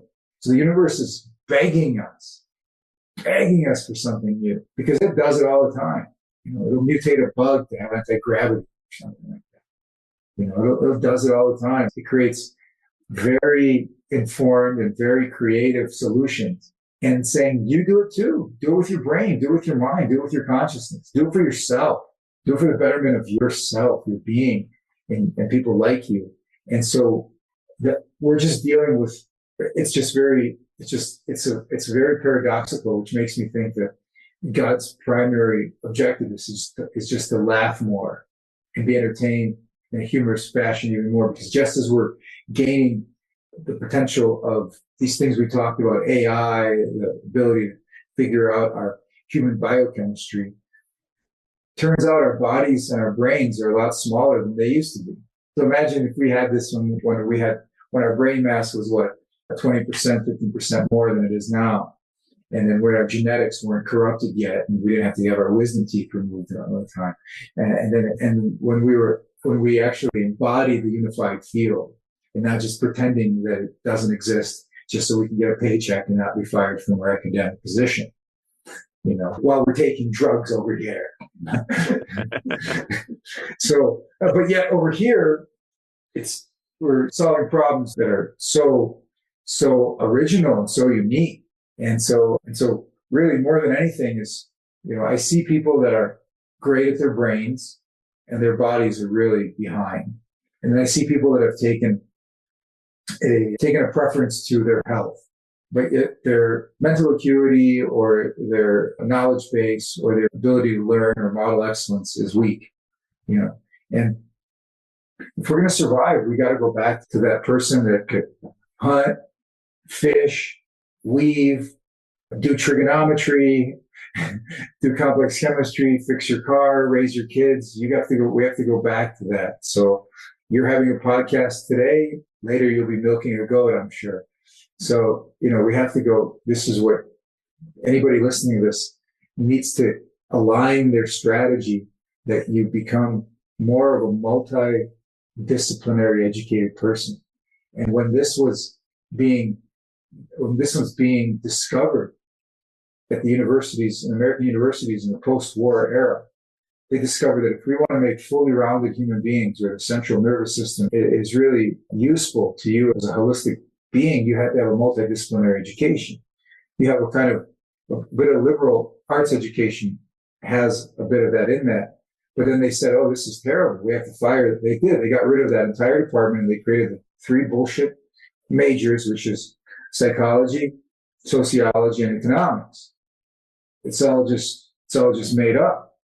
And they took away, and they made you specialize instead of being a Renaissance person where you are, by the time you're 25, you should be well versed and educated in all the arts, languages, the sciences, medicine, food, how to grow something, how to build something.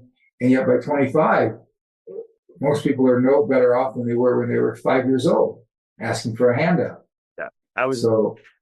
I did a live the other day, and I was talking about how when I went to college, I was like, I don't know, BEC student in high school, and even first few years of community college, like failed some classes.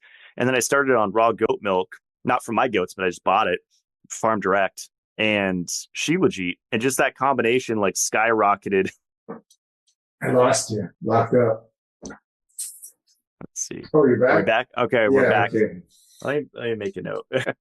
Well, your brain had nutrition, and a brain that doesn't have nutrition is not going to, there's neural networks are not going to be turned on. Yeah, absolutely. Yeah, that's the power of. Well, we have a few questions from the listeners. Do you want to jump into because some of them we haven't talked about? I thought it'd Or be were we thought it'd be live with fun. it? Were we live this whole time? We were. Oh, well, I'm glad people are listening because I tend to be a little long. I tend to be a little Oh no. long-winded.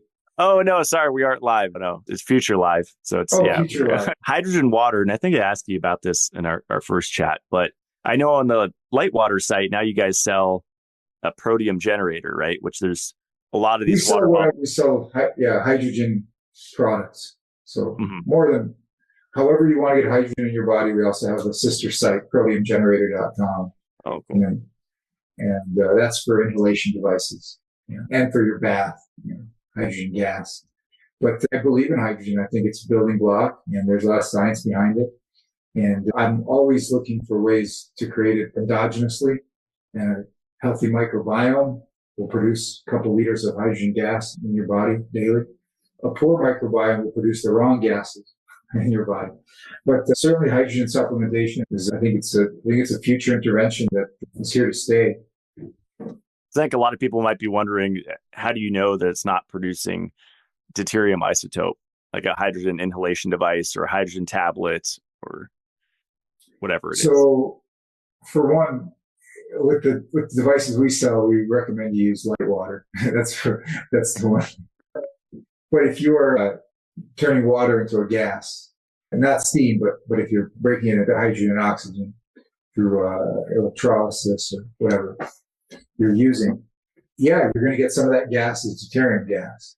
But I believe, and I think there's some science behind this, that kinetically it will favor that which is easier to crack than that which is not.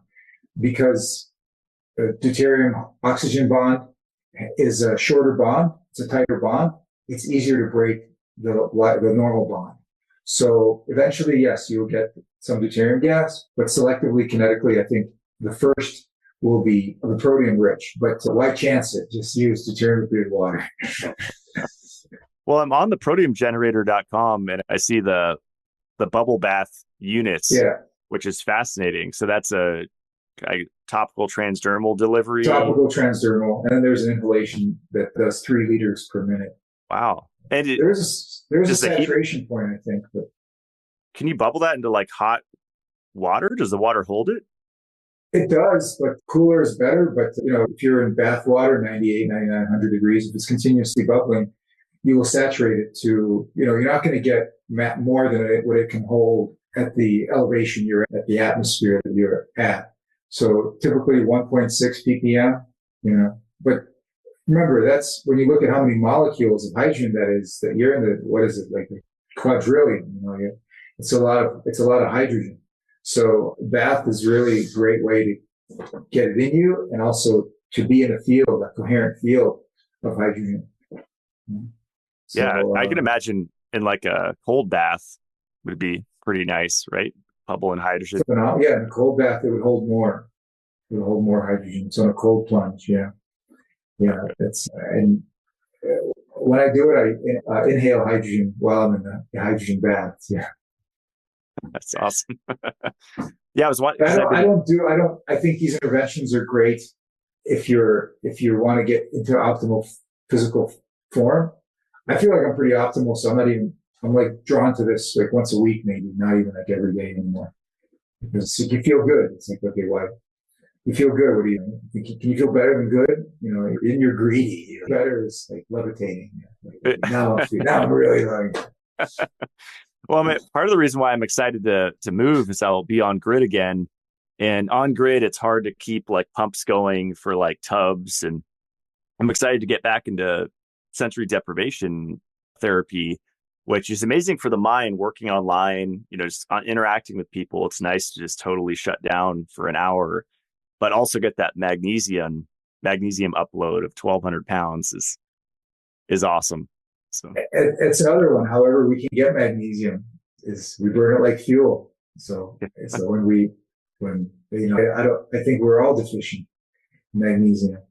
And so, yeah, that's like, okay, how do I supplement this, with something that's not food, it's not nature and still have it be effective and work for me. That's the art. That's the art of it. That's the alchemy of it. You know, I always, when I travel around the world, I always see how, you know, how sophisticated a culture is by their cuisine, because their cuisine either has some alchemy in it or it has none. And what I mean by alchemy, I mean, are they fermenting things? What is their molecular gastronomical philosophy of things? And did it evolve over time? So is there a continuity of folk wisdom? And some cultures are very sophisticated. And then they beg further exploration and understanding them and what hidden secrets they may have for us. But if a culture is very primitive in their cuisine, then there's really not much interest in further study, at least for me. Maybe I'm missing something, but I'm always looking for, are you refining something to make it more alchemically compatible with our, you know, our species? Because we don't really belong here in a sense. We're different.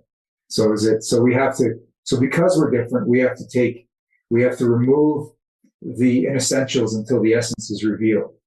We have to refine ourselves. And this is the whole alchemical journey within and without. So I kind of look for it. If I want to find a clue that there's some internal alchemy being practiced, I'll look at if there's some external alchemy. It's usually in the sophistication of the preparation of food in your cuisine. You know, yeah, I know you traveled to Greece and you have your B vitamin company. I'd imagine you found that over there. They have that in certain medicine. Yeah, the way their approach to things. You know, it usually has to do with aging and ferment and what herbs do you grow, and they're very sophisticated and they curate the food that the bee is going to have. They think ahead. They plant the right herbs. They plant the right trees because they want a result. That's a strategy. That's a strategic thinking. It's an alchemical thinking because you're looking at not next season, but you're looking at a time that is not really in your immediate concern, right? So and they pass it from generation to generation. Like people that have home recipes of distillation, you know, it's an art, and that art, it has alchemy because you're taking something and refining it. You're making it more compatible with you. And other places, people are their cuisine is very primitive. We're more than primitive. We're manipulative in this country. Our cuisine is to manipulate you to be sick. So it's a different kind of alchemy. It's alchemy with a nefarious intent. But when you look at traditional cultures, you know, you can see which ones are more sophisticated based on their cuisine. So the Japanese are very sophisticated, very refined, you know, and so their philosophies are very refined, and their philosophy around safety and honesty and things like this. There's an alchemy that's happening because we're just a brutal ape, and we have to refine ourselves from that. Like it even says so in the Bible, you know, like everything it says about us is that we have a very negative, almost evil nature. And our job is to overcome that primal, because the limbic brain had so many more millions of years of evolution than the frontal lobe. So we have to tame ourselves. It's like, I know that, like, I wake up in the morning and I say, I can kill today. It won't hurt me at all. It might even help me, but I choose not to. And that's that consciousness. So I choose not to. Instead, I choose to go plant something. So that can only be informed by a well-functioning brain. And so you can easily get in a loop where you are self-destruct. Gut doesn't work, brain doesn't work, thoughts don't work, and then that manifests into taking the wrong actions, which define you in the future. You know, your ability to create influence of something that doesn't exist now, in the future, and make good or bad choices. We're the sum total of every choice we ever made. So, and isn't it so sad that you can change that just by, like you said, some goat milk and some shilajit? Sometimes it's that simple. It is. It's gut-brain connection. You know, if you got your gut working, you got your brain working. But how would you know to get your gut working if your brain wasn't working? that's where I think God is like laughing all the time. It's like, it's like you have the answer, you're circling around it, and it's very funny to watch you circle. And I'm just going to have a great time laughing at your misery, laughing at your suffering, because it's totally by choice, and it's a choice that comes from not having enough information, and it's a chicken and the egg scenario. Like, can I do this if I don't know that? So that's why I'm so like. That's why I love old people and old wisdom and old knowledge, because there's somebody died for that information to give it to you, to make your life better. And they never met you. They're generations removed, but the information is to hear for you. And think that we are the first. Every generation thinks it's the first that knows anything. Now, when I was young, I thought I knew everything. Now I see it. Now I see it, people half my age, they think that they know everything, and they discover something because the ego discovers it for you. And you go, this must have not been known before. Where it's like, you're lucky you stumbled on a universal principle that was brought to us before. I'm trying to understand, when did people know about deuterium depleted water and depletion? And I have to go as far back as Genesis. It says the separation of the two waters. Like, what are the two waters? Do you think the Egyptians were doing, because now that I have my own pyramid, which I never thought I would say that, I've been looking at documentaries and things. I think can't remember the researcher's name. He went on Joe Rogan, but he was talking about how they they combined two substances that they brought in, and then it released hydrogen gas, and they were pumping that through like shafts in like the Great Pyramid, like into the Queen's area, into the King's chamber. And well, if you know how the mitochondria works, if you have insight into the mitochondria, then you know deuterium is a problem. If you have insight into how DNA works, you know deuterium exists, and you know deuterium is a problem. So it's just a matter of how much did they know. And I have a theory about the Ark of the Covenant. That really it was a terraforming device. You bring it into the desert, and that capacitance and that electrical field that it generates, that energy, those electrons, they attract moisture, they attract life. So eventually that desert will call in the water, will call in the animals, the insects, everything, and you will make an oasis out of a desert just through energy. In this case, I don't know if it's electrical, scalar, but it's clearly of a high capacitive force, clearly amperage that would kill a human being. So, but because ultimately our goal is survival and safety. Find something to eat, and don't get eaten. Okay. And do good, and good will follow you. These are universal axioms, but you can't do it if you don't have shelter, and you don't have food, and you don't have safety. So, and every animal is looking for that. So if you plant a seed of, I got water over here, that's how the mitochondria lured in the nucleus of the cell. It says, hey, I can make water. It wasn't even about an energy relationship at first. It was a relationship where I can make water for you. So that's useful to me, And so they said, let's work together. I will make sure that you have food, and you make sure I have water. And then eventually the mitochondria say, hey, I'll make your energy for you too. Or I'll make some of it.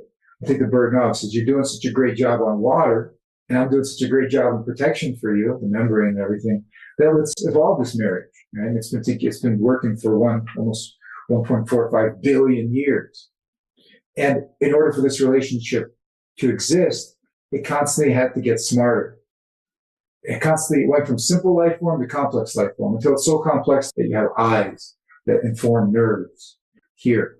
And so this relationship, it has to ultimately perpetuate itself through survival. So it says, hey, if I can't keep this body alive, I'll survive through my progeny, I'll just replicate myself, and and teach them as much as I know, and pass on something. And then eventually we'll get to a point where where the final goal is revealed. And I like to toy with this concept that the future is of such a nature that if you can imagine it, it's not it. And that right there should put all worry aside. If you can imagine it, it's not it. You can't imagine it. So don't just allow things that you may have no imagination or concept of to filter through. And yet we have things we imagine are things that we have a reference to. Like we imagine God exists. So there must be some kind of experiential reference point, something, because otherwise we wouldn't have asked the question. But imagine those things that are unimaginable. And you get into this, what? How's that possible? Well, it's not. Just be open that that's what it is. Because we know that in order for all life to exist, we break the rules of physics. We can't imagine how we do it. It happens at the quantum level, with quantum tunneling. We can't possibly imagine the intelligence that created that or how that's even possible. We can't imagine how the ATP synthase nanomotor was put together by intelligent design. And yet there's no way it would have evolved by itself. So these are unimaginable things. And yet they've been imagined and they're a reason why we're here. So we break the laws of physics to exist. And it makes us uncomfortable because we try to have a control of our environment because it's so important for our safety. But then you come home and there's some guy in a black suit smoking a cigar inside your home and you don't know how he got in, and he calls you by your name, and it's spooky because it's unexpected and your safety is questioned and threatened. And yet it happened.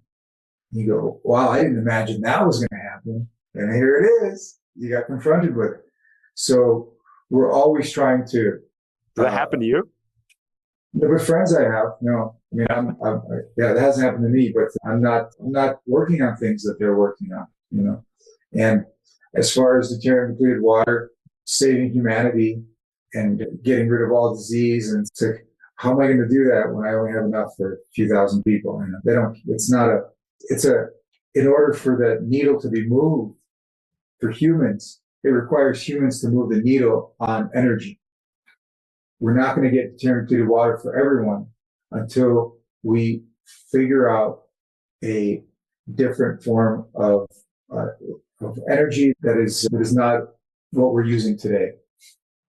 I had a friend, actually guest I had on the show, my friend David. The other day, he was telling me his theory is that Tesla EVs, he thinks are designed to eventually be retrofitted for a free energy generator in them. Just switch it out, connect it to the motors. Somebody did that and then they died in an explosion. So it's not time for it yet because you'll be, like Stalin said, no body, no problem, So just, what good is your invention if you're mortal? But yes, if you have a small device, you put it in the trunk of your Tesla and it perpetually charges it, you never have to stop it at a charging station. And if you put it up on YouTube, you may not live more than a couple of weeks. Now, conventional means strapping a generator on the back of your Tesla. I've seen that too. That's funny. But I mean something that doesn't need a fuel source. Or that's a fuel source is the ether. It's all around us. You just figured out how to transduce it from here and put it into here. And those things keep getting denied to us because of the paradigm that we're in. So until the paradigm shifts, we're not getting deuterium depleted water as a population because we already require so much more energy than we produce. Matt, if you ride a bicycle and you want to boil water, how long do you have to pedal that bicycle before you can boil your water? I would guess 10 hours. I don't know what it is. I think it's a half hour, Okay. Maybe, calories, the ability to raise water by 1 degree Celsius, right? So we produce about 60 watts of energy, of power. You can harness energy off of yourself, but you'll get 60 watts at the most, maybe a little bit more when you exercise. And if you take all the humans on this planet and divide all the energy that we produce, that we use, that we need, how many watts do you need as a member of the species of humans, that everybody's equal in terms of all the energy made, divide that by the number of humans. How much do we use? We produce 60 watts. Not in a moment, 60, no, like now, like Like, like right now, how much energy are you using? You got fridges, you got plane tickets on reserve that are going to burn carbon. You've got plastic bags that were made to carry your food. You're just another human in the human experience, and everybody's equal in how much energy they consume. If you take all the energy made and divide that by the number of billions of humans. Sure, some are living in a mud hut and don't get the benefit. And some have their own private planes and really getting the benefit. But if you just, all things being equal, in this equitable world that people are trying to create, how much energy are you using right now? It's the same exact amount that I'm using. It's a trick question. No, it's just you don't know the answer because you haven't done the math. It's 60,000 watts. 60,000 watts. And you produce 60. Wow. So our strategy is really unsustainable. It's not, lithium is not going to solve it. Yeah. We're energy hungry. Just like mitochondria are energy hungry. Look, we have to go through the most extreme act in order to feed our mitochondria, which is killing something. I mean, I don't know if there's any more extreme than killing something, but you're going to do it. You got to feed the mitochondria. So we need 60,000 watts of energy. We produce 60. So it's what is that? 600 times more. So we have to look at that and go, how are we going to, we're humans. We're not giving up that 60,000 watts. There's no way. So you're like, once you have it, you're not giving it up. You're not. You have to eat a little less, man. You're not going to do that. So now you have to go, God, how am I going to sustain this energy hunger, this hunger that I have? I listened to Trump's first speech after the shooting, and he said, because of AI coming, he said AI is going to double the energy requirements of the United States, or the amount of energy we need to produce because of AI computing or something. Your insatiable hunger for energy is going to double. It's going to go from 60,000 watts to 120,000 watts. But your ability to generate it will stay the same. So our only way out of this is to use this to figure out how to create that energy in a better way.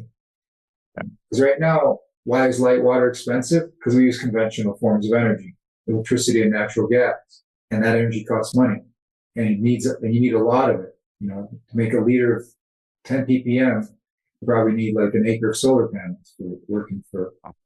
So, is there any hydro supporting that? Because I thought you told me a year or two ago there was hydroelectricity partially going into it or something.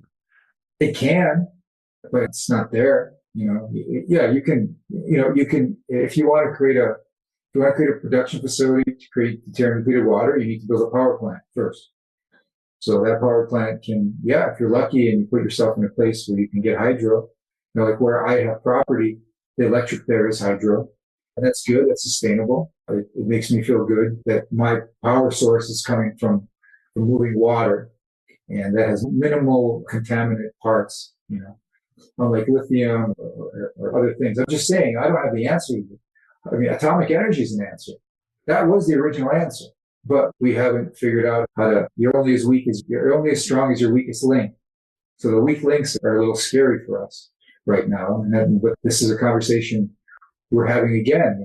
We were right the first time. We can just make it so we don't have the risks. The benefit's amazing. The risks are the question. So we have to figure out our energy. If I had atomic energy, then the deuterium depleted water would be very cheap. So this is where we're at. We have that same problem in our bodies. Everything is zapping us of our energy. And every time you put more energy in, at the end of the day, burn down, there's a carbon left over. You have to breathe it out. That takes energy. So everything is an energy detriment. And so you spiral down in entropy in this mortal coil, and eventually you age and die. And I noticed that when you remove deuterium, that's a net energy benefit. It's actually spinning it the other way, away from entropy. It's more centropic. And that's really cool because in nature, systems tend to self-organize. If you just let it, things tend to go from simple to complex until they have a fractal harmonic that is in resonance with intelligence, with super intelligence. And so, um, and so same thing with us until we figure out that energy problem. And many people have in the 20th century. They just all been probably compromised, murdered, validated, because there's a paradigm that likes to perpetuate itself. And it's hard to exist in this paradigm because anything that works comes at great cost. It's just engineered that way. Anything that you like is going to be harder to attain than the slop that's given to you, as your government food, it's not, we don't have a sophisticated culture in that regard. We have a predatory society where it's harder to make evolutionary leaps, because even though it's like I don't care that you can go faster. I'm going slower, so you have to go as slow as me. It's frustrating for Aquarian type beings. Well, I even noticed on social media, we have the meta censorship on Facebook and Instagram and stuff, where they're literally flagging like even private messages. I mean, it's getting, the amount of censorship's getting insane. But then you also have the societal censorship of the crab in the pot, boiling pot idea, where when, ask just honest questions that are prohibited by societal standards, you get shut down by the mob. And that's unfortunate. I mean, even in the health field, I'm talking about. It's mob rule in the health field. If you have a voice that is alternative, the more reach you have, the more peril you expose yourself to. And this is a system that is not focused on evolution. It's focused on the safety of a few, and the rest are just used. They have their values is questionable. So the thing is platforms like this make it all so much more democratic. Right. We have our agreements, our disagreements, and it's all cordial and respectful and open, and just it's great. It's decentralized in the best form, in the best sense of it. And the decent is where now, if it was structured properly, you could have a guy and you could have a kid in a mud hut in Tanzania invent a room temperature superconductor, and he wouldn't be invalidated because he's in a mud hut in Tanzania. Right? We program out the brilliance that the universe is trying to give us in every generation. It's trying to solve our problems. So here's what we fear is a problem. Fear that humans have for other humans, and then that biological fear that you're going to get eaten. We did have another good question, Victor, because you talked about your passion for human photosynthesis and that path of information. Someone asked sunlight exposure and its role in deuterium depletion. Red light, what is that? Kind of sunlight, red light. Yeah. So as far as I know, it's that cytochrome C issue where you have just unlike melanin, you have just a few frequencies on the visible spectrum that affect that mitochondria. And the way it affects it, what red light is, it changes the viscosity of the metabolic water.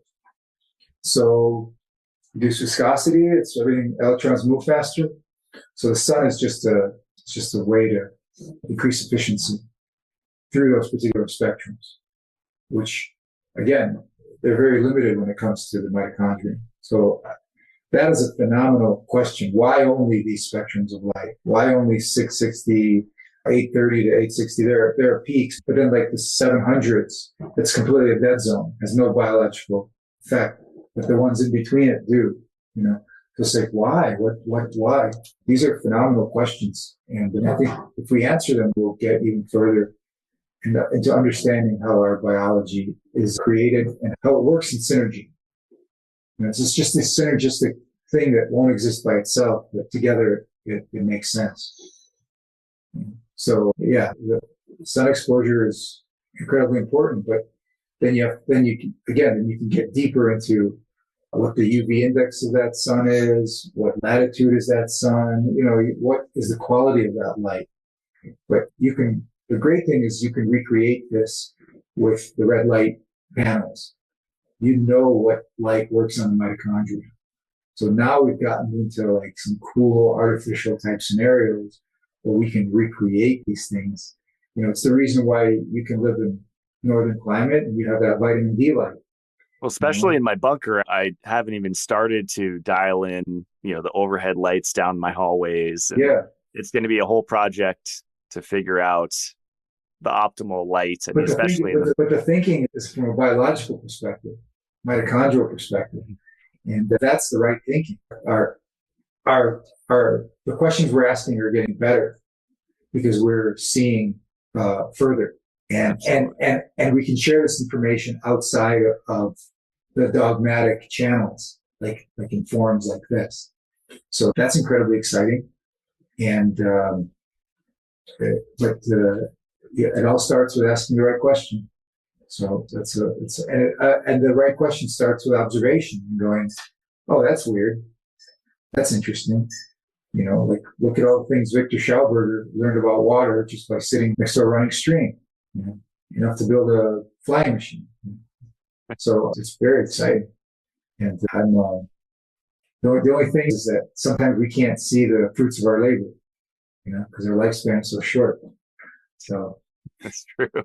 That's why I'm getting into like long-lived structures, like the ceramic composite, geodesic dome, geoship, and then concrete, which I don't think many people are going to want to live in a bunker, but at least the ceramic material lasts for hundreds of years versus my house I'm in, it could get burned down or eaten by bugs pretty quickly. Yeah, right. Yeah. You're trying to create, I mean, the Appian Way in Rome, that was built thousands of years ago. It's still used, it's still, take a bike ride on it, and it's still a great road. So it's interesting how, in yoga, they talk about that the bones, if you look at it, the bones can last thousands of years. Our bones are made for longevity, but the organs give up, the glands, the organs. But if you can rejuvenate those, your bones are engineered for life that far exceeds our current longevity. So those are the kind of questions like, why are the bones? Maybe we're meant to live longer. But then you look at the DNA, and according to the DNA, its usable life is like 36 years. So we, by definition of being here, we are using our intellect to bring in new information to increase our joy, our bliss. I don't know if I ever asked you this. My buddy Leo went to the cryonics facility, Alcor, where they freeze. You pay for a thing where right when you die, they fly you into the facility free, and you can do it with your pets too. What are your thoughts on that? Well, you're dead. The problem is you're dead. Yeah. It's a big problem. That's the problem. I mean, it's a materialistic solution. It's not a holistic solution, and it's interesting. Certainly, there are some instances of deep freezing animals and bringing them back to life. And there's some videos of fish going around. I can't explain it. I never really jumped into it because I don't know who did it. But there are some, in fact, you could take a bacteria, a cyanobacteria, that's 50 million years old, and it's in salt. And they've done this. And I think the oldest was about that 50 million years ago, and they revived it. It came back to life. It was just in suspended animation. But I think it gets harder as you get more complex life form. That's wild. It's wild, right? It's wild. And so again, it's those things that are impossible that are interesting to me, because if we have like stories of it, reference of it, then how impossible is it? If we can think it, then it must have happened. We don't have hardcore data of, say, keeping my deuterium below a certain level in my body. I don't know what that is. Let's just say 80 or something. What percent that extends life? The hardcore data is in the science of deuteronomics. It's in the mitochondria, metabolic water. It's just clues, right? So metabolically, they figured in the deuteronomics that ideally 125 your body can manage deuterium level if you're in the 120. And then also they figured out that metabolic water is 20 to 40 ppm deuterium depleted. And now there's a great study that's about to come out. It hasn't been published yet, which shows clearly it's a paper that's going to blow. It's going to blow the biochemistry wide open, at least I think, because it's showing how the body discriminates between storing deuterium in one place and then keeping it away from another place. So that means the body knows it's a problem and it's trying to limit its use in more like you wouldn't use, like if you're making microchips and you need water, but you wouldn't use anything but deionized water. It has to be ultra pure. Well, same thing in the body. There's places where it only demands ultra purity, like that easy water layer and this fourth phase of water. But anywhere, it has to be ultra pure for that to happen. So the body has to make a discretionary judgment call between, well, if I have it low here, I'm going to have to load up something else over here to compensate. So that intelligence is what deuteronomics is explaining, because that type of isotope biochemistry didn't exist up until now. So they didn't really concern themselves so much about that the isotopes have different effects on us. And yet certain isotopes, like I wrote my theory back in 2016, endogenous radiation damage theory of aging, which is saying that it's precisely these isotopes is what's limiting our lifespan. Some of these isotopes are radioactive and they cause double strand breaks in DNA. We're a copy of a copy. And if you lose resolution over time, then there are errors, which is what AI does. It hallucinates. It doesn't have enough information, so it starts hallucinating. And you see that when it tries to paint the picture. It's like a hand missing, or it's incoherent because it doesn't have enough to go on, to fill in. It doesn't have enough to fill in the missing information. That's why HD audio is better than MP3s, because you want the missing information. Your brain can't fill it in. It tries to, but it can't always. So it's the same thing with deuterium. It's almost the opposite. It's like, hey, this needs to be removed because I cannot download the right information if there's something in the way. I can't see the sun if it's blocked. I can't see the sun if it's blocked by the moon. There's an eclipse. So same thing here. And it's something that we've created a management strategy for, but then there's a risk gain on everything. It limits our lifespan. Our lifespan is what it is. And if anything, we all wish for one thing. I want to be healthier, younger, longer, because it's almost alien to us. It's like, hey, if I can reach perfection, why can't I stay there? Oh, you're going to go up and you're going to go down. And what's causing this? Well, it's your inability to replicate properly. And that's ultimately, if energy is information is energy, it's the lack of that in your replication. So at some point it says, it's okay.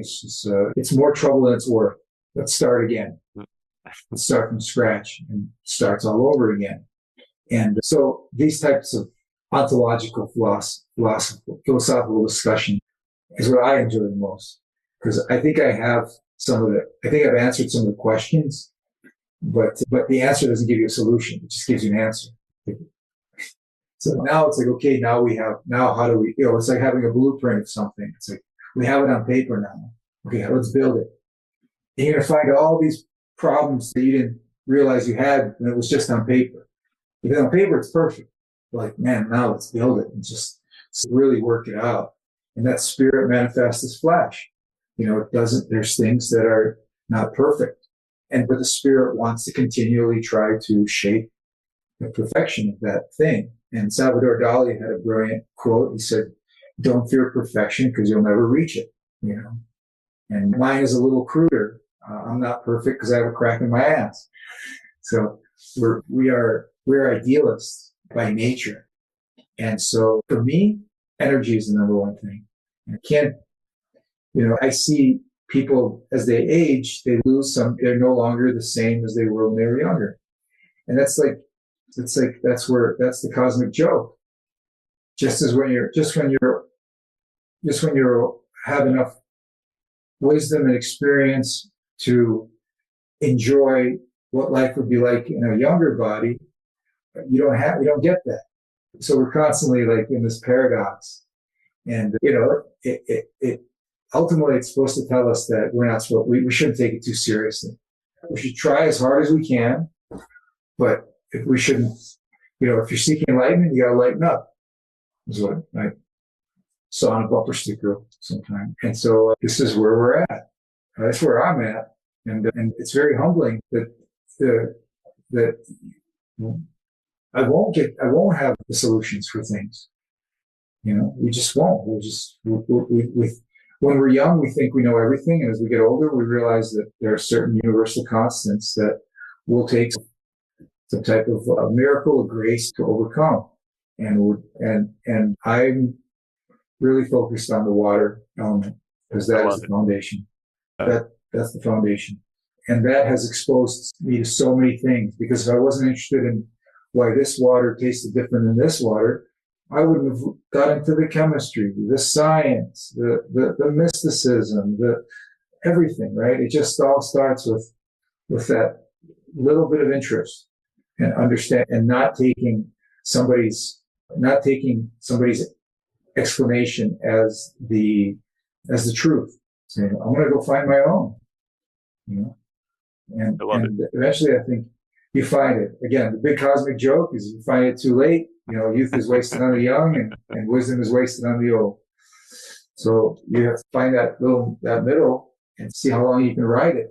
And I love learning from other people. That's why I have a podcast. And I think you used the word discernment earlier, and that's, I could kind of tell just listening to somebody like yourself, I really enjoy listening to, and it's the thought process.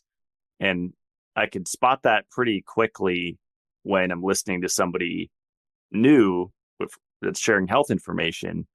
It's not that I throw the baby out with the bathwater necessarily if I hear them say something wrong in my experience, but I don't know. It's just something that's like, I'm going to go a different direction and see if I jive more with this person's information. And it hasn't steered me wrong yet. So that's one of my favorite ways to work. It's a good process. Good levels of discernment. Yeah. I put into words the best I could. I don't know if that, it kind of looks like that, but anyway. Last question. Someone asked, what is the right ppm for daily water consumption? So DDW, it's what are you trying to achieve, right? I think, I just had a friend call me recently and said he had an infection he couldn't get rid of for years. And he said, all I did, I got rid of it. And I said, what'd you do? He said, I just changed the alkalinity in my body by drinking alkaline water. And I changed the alkalinity of my food, and it killed the infections. And so in that particular case, it was a higher alkalinity, which may not be beneficial to everybody wherever they're at. Light water is perfectly neutral, 7 pH. You can't even test it because there's no ionic activity in it. So there's no ions to grab onto to even see what the charge is. But I would say that anything between 6 and 7.5 is fine, because the body is going to, sometimes more alkaline, but the body is going to adapt to the water to what it needs. So give it the basic building block, and the body will inform it what it wants, because your body's going to make that water isotonic first. So second, it's not about Robert Slovak. This is pretty much all he talks about, and makes this distinction for people, because it's very important. You might have alkaline water, but what is its buffering capacity? Because say, oh, you're on the alkaline water craze. You go, I have 9. You think more is better. So I have 9. pH of water of 9. Look at how amazing it is. And I say, well, what is the pH after I drop 1 drop of lemon juice in it? Oh my God, look, it went all the way. Now it went to, because that means it had no buffering capacity. So the body's going to assign the buffering capacity that it needs. And ultimately, the pH of the blood is what determines. It's the most important thing is the body keeps the blood pH where it needs to be. What is it, like 7.35, 7.85, something like that? Anything outside of that, you're dead. The question was ppm, but I'm glad you went into pH because they meant like the ppm of deuterium in your water, like for daily use. But the pH people were probably curious about, so I'm glad you went down that. Well, you have pH of water, you have dissolved solids, which is just the ppm of the minerals in it, and then you have the ppm of deuterium. Deuterium, it's like the lower the better, because you're still going to get it in your body in food. So if you can afford to drink 10 ppm, do it. If you can't, you'll get, I would argue even equal benefit. You just have to be a little bit more lifestyle managed and drinking water that's 100 ppm. So you're trying to get out of your body and assume that you've accumulated already enough in your body that's going to take you a number of years to at least reduce it to something where you match somebody that living in an area where they have less deuterium environmentally and genetically. So adaptively less. So yeah, I mean, but ideally 120 is about where if we were to have the water coming in from nature, we want water that's like in the 120s. And that's very rare. Doesn't exist in too many places. Where you live, you have a very good water in northern Idaho that goes down to the upper 130s. And so when you consider that it's 150 or higher in Texas, Florida, LA, Chicago, blah, blah, blah, that delta becomes very significant because that's an incredible energy savings over time. Conservation of energy. It doesn't have to go toward making up for the ATP that wasn't produced and then also repairing the damage that was done. So it's a cumulative effect. And the square is inverse to the proportion of concentration, something like that, where a little basically means a small delta over time is better than a wide delta over a short period of time. So if you have a twin brother, for example, and you live over there in Idaho for 10 years and he lives in San Diego, you're going to see metabolic differences after 10 years, strictly because of that deuterium. And it's the reason why animals and birds, for example, whales to migrate thousands of miles. I mean, you consider yourself a bird and you're in the tropics. It's paradise. You've got fresh fruit, you've got sunshine, you've got a Mai Tai, and yet you migrate 4,000 miles to lay your eggs in the cold far north. Why? Because it's a deuterium management strategy. The chances of your young making it to maturity or even incubating and being born, hatching, and making it to maturity, you have a better chance in a slight deuterium depleted environment. And that's why those migration patterns exist in nature, because it's a conservation of energy strategy they want. And they didn't read a study that says, hey, if you're a bird between the ages of 3 and 4, you want to go lay your eggs up in Manitoba. No, it's just intuitively, the intelligence of all creates that, because it's a survival. And survival is, you could say hyperconscious. You could say it's a superconscious, because everything in nature is trying to survive collectively. So it may not have a conscious awareness of why it's doing something, but you do it because there's a necessity to it. You don't know that you quantum tunnel protons in your body to exist. You don't know that, but you do know it. So you do know it just because you're doing it. That's really cool. It's amazing every spring and summer to see hummingbirds coming out, bright colors, way up here, and then they leave. I think they're already gone. I haven't seen them for a week or so. It's the deuterium question is going to answer a lot of things in biology and science in the future. Just as we get deeper into the details of isotopes, which is the same conversation people are starting to have now around water, where there's like some are earlier on this than others, but now many people are questioning things that they had depended on somebody else for an honest answer. You got misled. You got misled on fat. You got misled on carbs. You got misled on sugars. You got misled on water. You got misled on breath, breathing. So we got misled on sunlight. And so it's a time to come back to not being. Your first when you're misled, at first your reaction is denial, and that's where most people are, just denial, and then followed by, I don't know if that's first. Maybe anger is first. And then denial. I don't know which one's first, but anger and denial come close together. And then acceptance. At some point you get acceptance. And then afterward you go, now I got to take responsibility and do something about this for myself.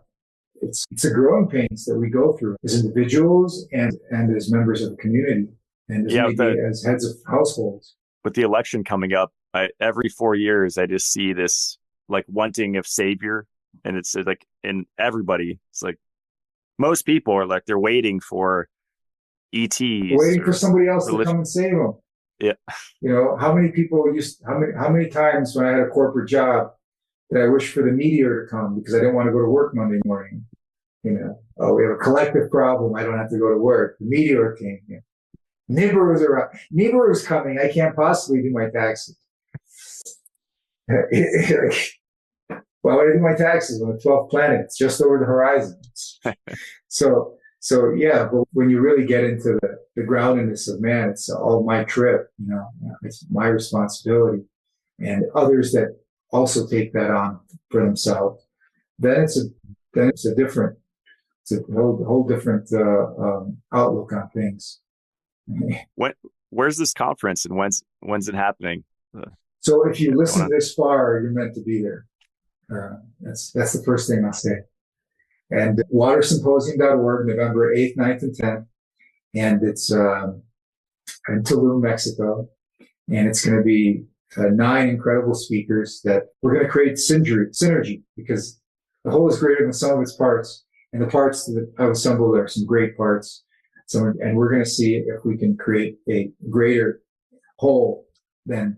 And Dr. Herrera is going to be there. Jack Cruz will be speaking. Dr.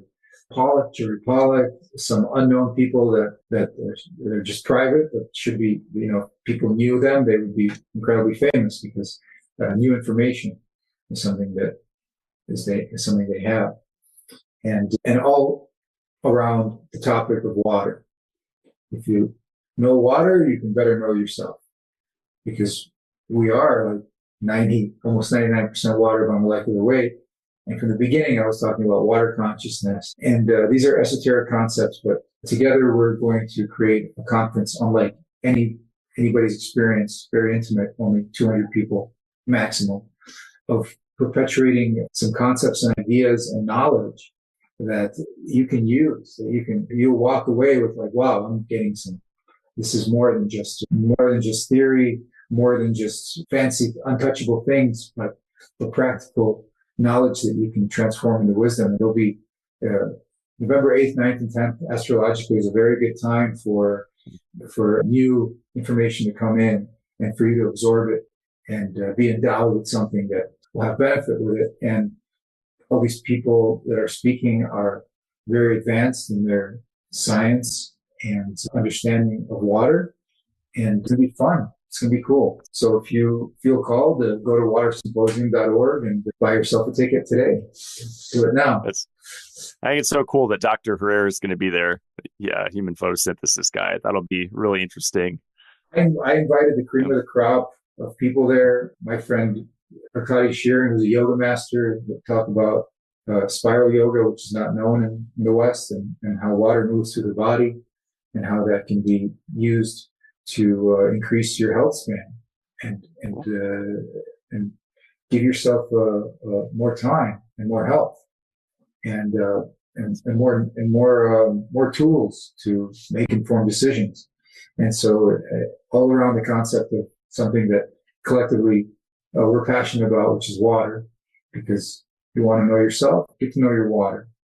And symposium.org, I hope it will be the first of many, and get your ticket today. Love it. And Tulum, okay. Tulum is a water world. You know, we're doing it in a place it's known for water experiences and healing experiences. So good location, good time, great speakers, and hopefully a great audience as well. And if people can't make it, I would imagine it'll be filmed and you could purchase the footage. And maybe I'm more interested in creating an event that is experiential, cool. And that information exists, pieces of information exist, but when there's a synergy and you're part of I've been to a number of conferences where I felt like there was a magic that was created, you know, and that's what I like to achieve here. So it's not the same sitting in your room at home listening to it. I think interactivity is required. So you really have to put yourself there physically. So just like we're having a great interview, but it would be a notch better if we were sitting together in the same room. You know, it'd be more of a interactivity. Yeah, our next interview will be in my pyramid at the top of the bunker. We'll make that happen.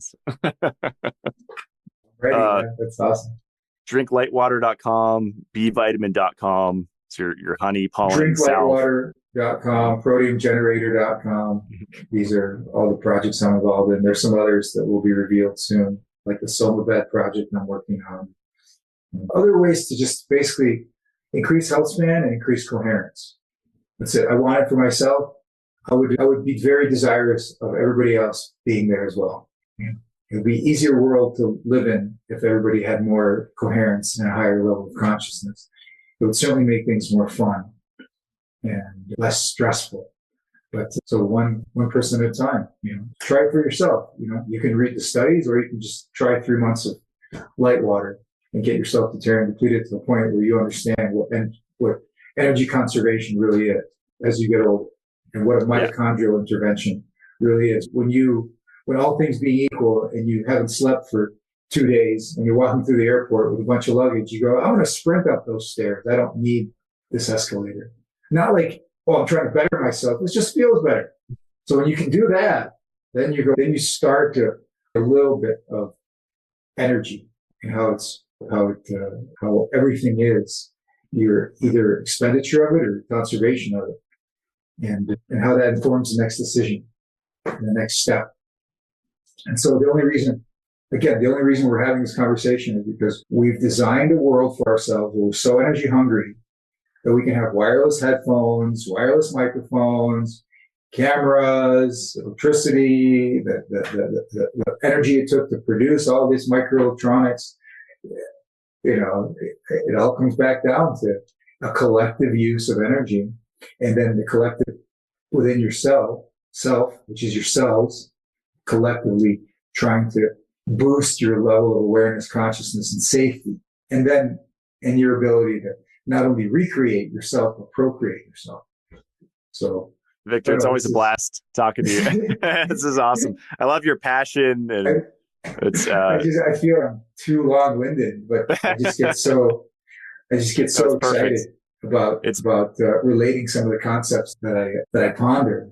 I can relate to your airport example because I've done that, in the Litewater real testimonial. It's become an integral part of my lifestyle, and I've just been so busy preparing to move and juggling stuff that I've only been using the sauna once a week. Ideally, I'd like to use it every other day or every day or something. So once I get back into the sauna routine, I'm sure my light water consumption will go up significantly. Oh, absolutely. Yeah, I mean, you're a faster exchange of liquids. I mean, we breathe out so much water when we sleep. Yeah, that too. Yeah, I think it was in our first show. Did you say Dr. Mercola, when he was depleting, this was a few years ago or something, he went down too really fast? He went down really fast. He wanted to, so, and we've tested it since. Like, you can really deplete quite quickly if you sit in a sauna like 3-4 hours a day, and you can't, you're losing a lot of water. But that water, what's interesting is we recycle about, I think you have to ask Dr. Borosh, but I think it was close to 9,000 gallons per day of water. And then we recycle, and then we need, since we lose so much water, 35% of the water we can recycle, and the rest we have to keep, getting more water in because we lose it. But that's the thing. It's identifying the fuel sources of our life, not only of our minds, but we talk about water, we talk about glucose, you talk about things that nobody else talks about, and these fuel sources. Hey, we need magnesium, we need copper, we need minerals that we burn like fuel, iodine. So yeah, align with your fuel sources. Know your fuel. When your car is new, you don't care what fuel you put in. When your car is old, you drive around for the gas station with the best fuel, because now it matters. And so these things, don't take it for granted. People that come to these types of questions earlier in life, like you, because they had a health crisis, and they want to fix it, and they're not satisfied with the fixes that exist. So that's what drives young people to this. And by the time you're old and you're driven to this, it's too late. It's too late. So that's the joke. That's the cosmic joke. Yeah. So start early. Start making that alignment early and understanding what fuels you, both physically and mentally. Is it the right thing? Is it the thing that's going to give you longevity? I can show you many yoga masters that were in youth, had it all, and the injuries made them no more. The mastery is gone because of the injury. And I can show you a few, not many, that have that their knowledge actually made them better, faster, stronger in their 70s than they were in their 30s, because they followed those principles. And those principles require discipline. And that's what we don't have. And this is why almost Litewater is such a great cheat and a great biohack. Because if you don't have the discipline for some things, say, okay, it's okay. Forgive yourself. Just drink this. Just drink this. Lazy, drink this. Not wanting to pig out and not follow the diet that you should be. It's okay. Just drink this. You're fine. We've reduced the deuterium purposefully down to a level that is so low that it will cover you on some of the other things that you're doing maybe that's out of alignment a little bit. So because we're always looking for a way to cheat, in a healthy way, that's called the path of least resistance. I think it's a great thing. I think improving efficiency and ease, so we have time for other stuff. Yeah, right. Exactly. Amazing.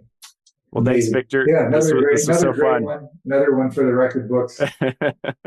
Yeah, if you guys like listening to them, go on YouTube and just search Victor Mitolife, and you can see our past shows. All of them were amazing. And talked about something different every time. Even on the subject of deuterium, I was cognizant to ask you different questions this time. So I think it was perfect. So appreciate you so much. Thanks for everything you're doing. Yeah, likewise. Thanks for your passion. Likewise, Matt. It's very appreciative of what you're doing. It's been fun to see your evolution as a person and as a businessman, and everything is ultimately how you're refining things to reach a higher level, higher ideal.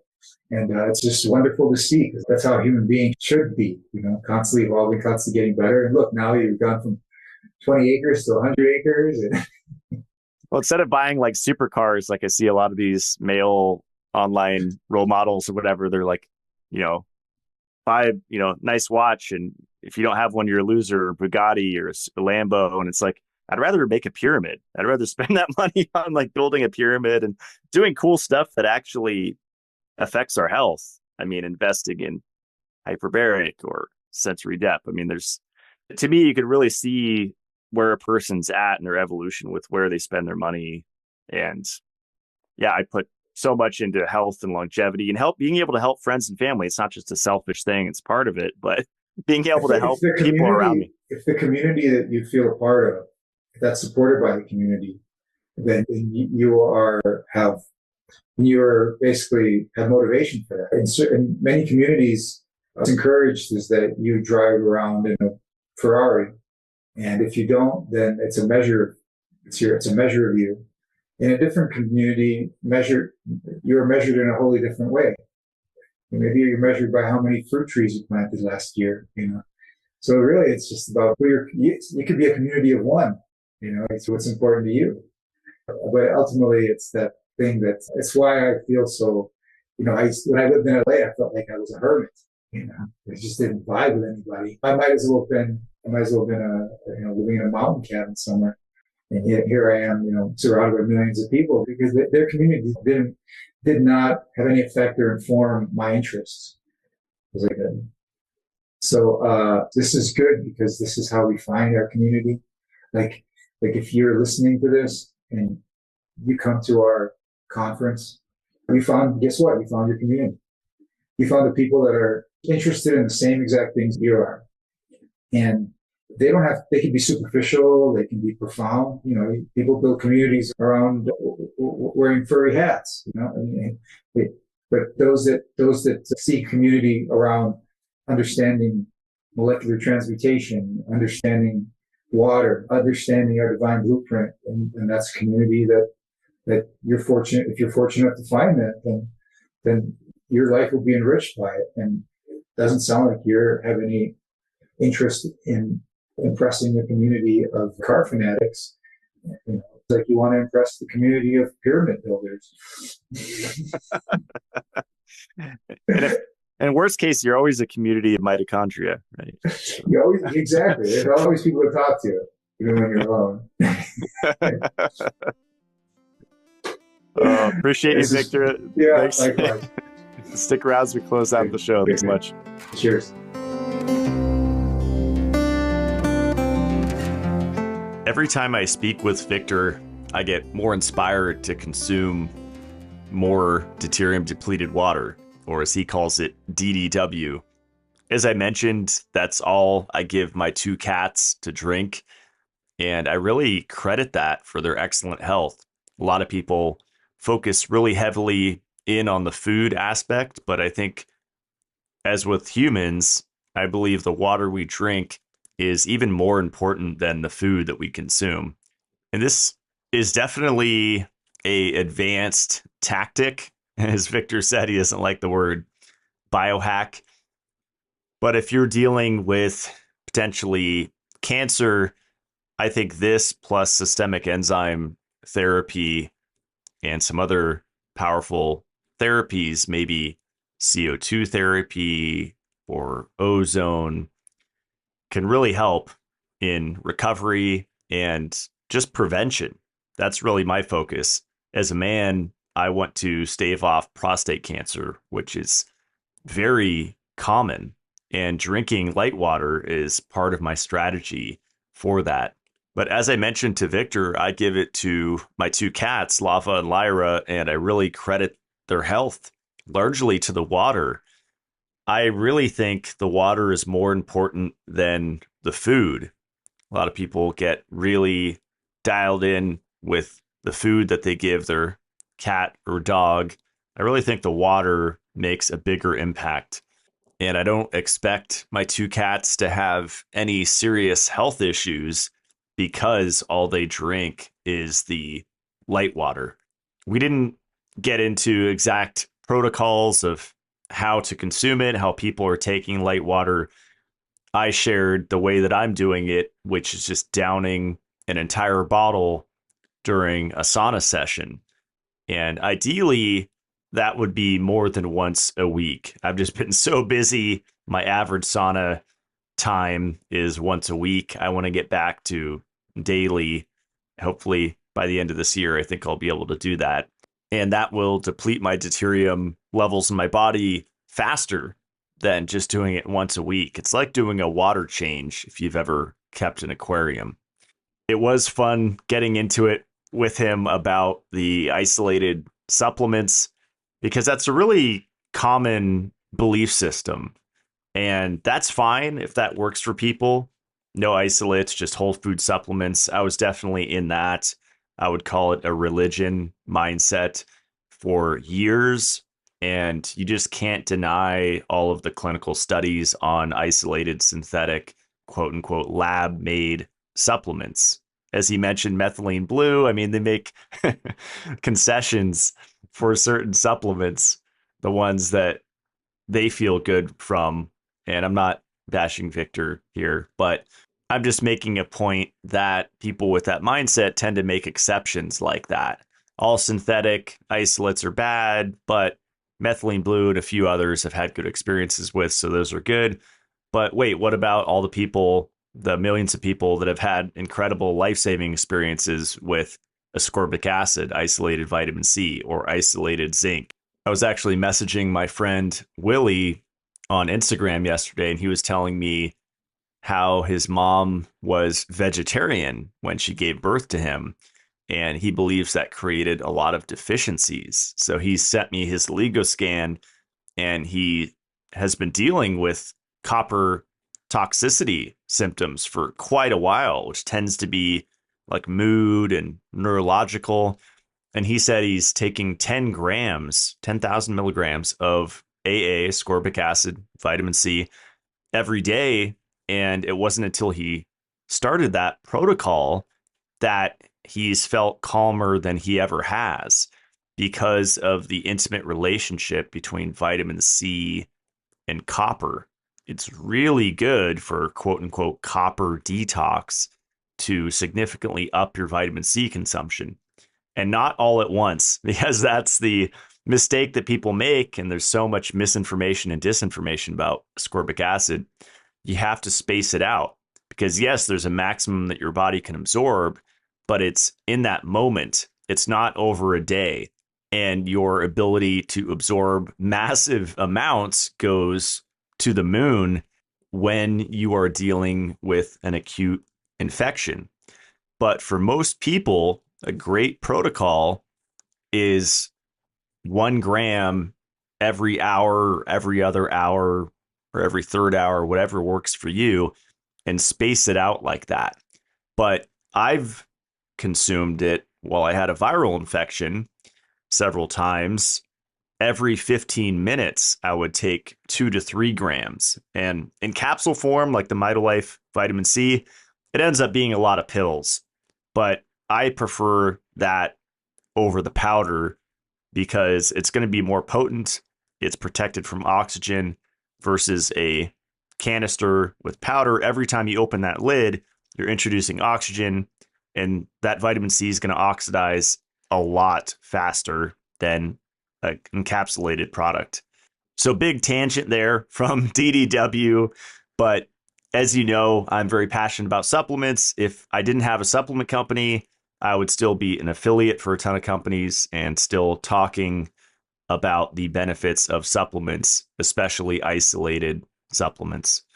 As far as water goes, there's so much out there, and everyone's trying to convince you of different things when it comes to the quality of water. I know there's quote unquote experts out there that are saying spring water is the best and the most optimal water to drink. And yet they never talk about acid rain and the effects of the Industrial Revolution on our spring water. So I'm a huge fan of filtered water, especially if it's not just simply RO, but it's a specific order of stages of filtration. And there's magnesium injected back in at the end, multiple forms of magnesium, actually, where the water is not aggressive like a lot of these people talk about.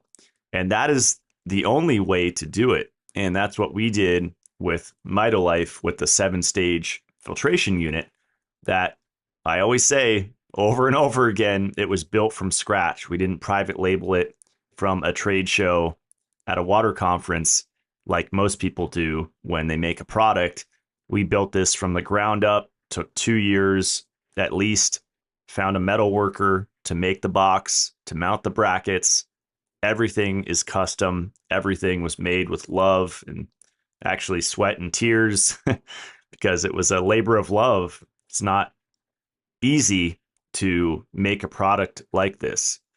So that's at mitolife.co, and you can see the lab report there from National Testing Laboratories, third-party lab tested, to show that it's super pure and much better than a lot of the other water filters out there. Our shower filter just came back in stock, and they're already selling really quickly. It's called the KDF Shower Solution, and we packed as much volume of KDF 55 media as possible into that filter. You'll notice that a lot of shower filters have a ton of different, maybe 7 different types or 5 different types of filtration in them. That actually reduces the effectiveness. We're really after the effects of the KDF, and the KDF 55 and activated coconut shell carbon, like an R filter, that removes most of the chlorine. And it also removes some metals, will take out some iron, and it even softens the water somewhat. A woman reached out to me a few weeks ago and said she switched from a dual KDF filter, one that I was promoting for years. She lives in LA, and she switched to mine to see if she would feel any difference.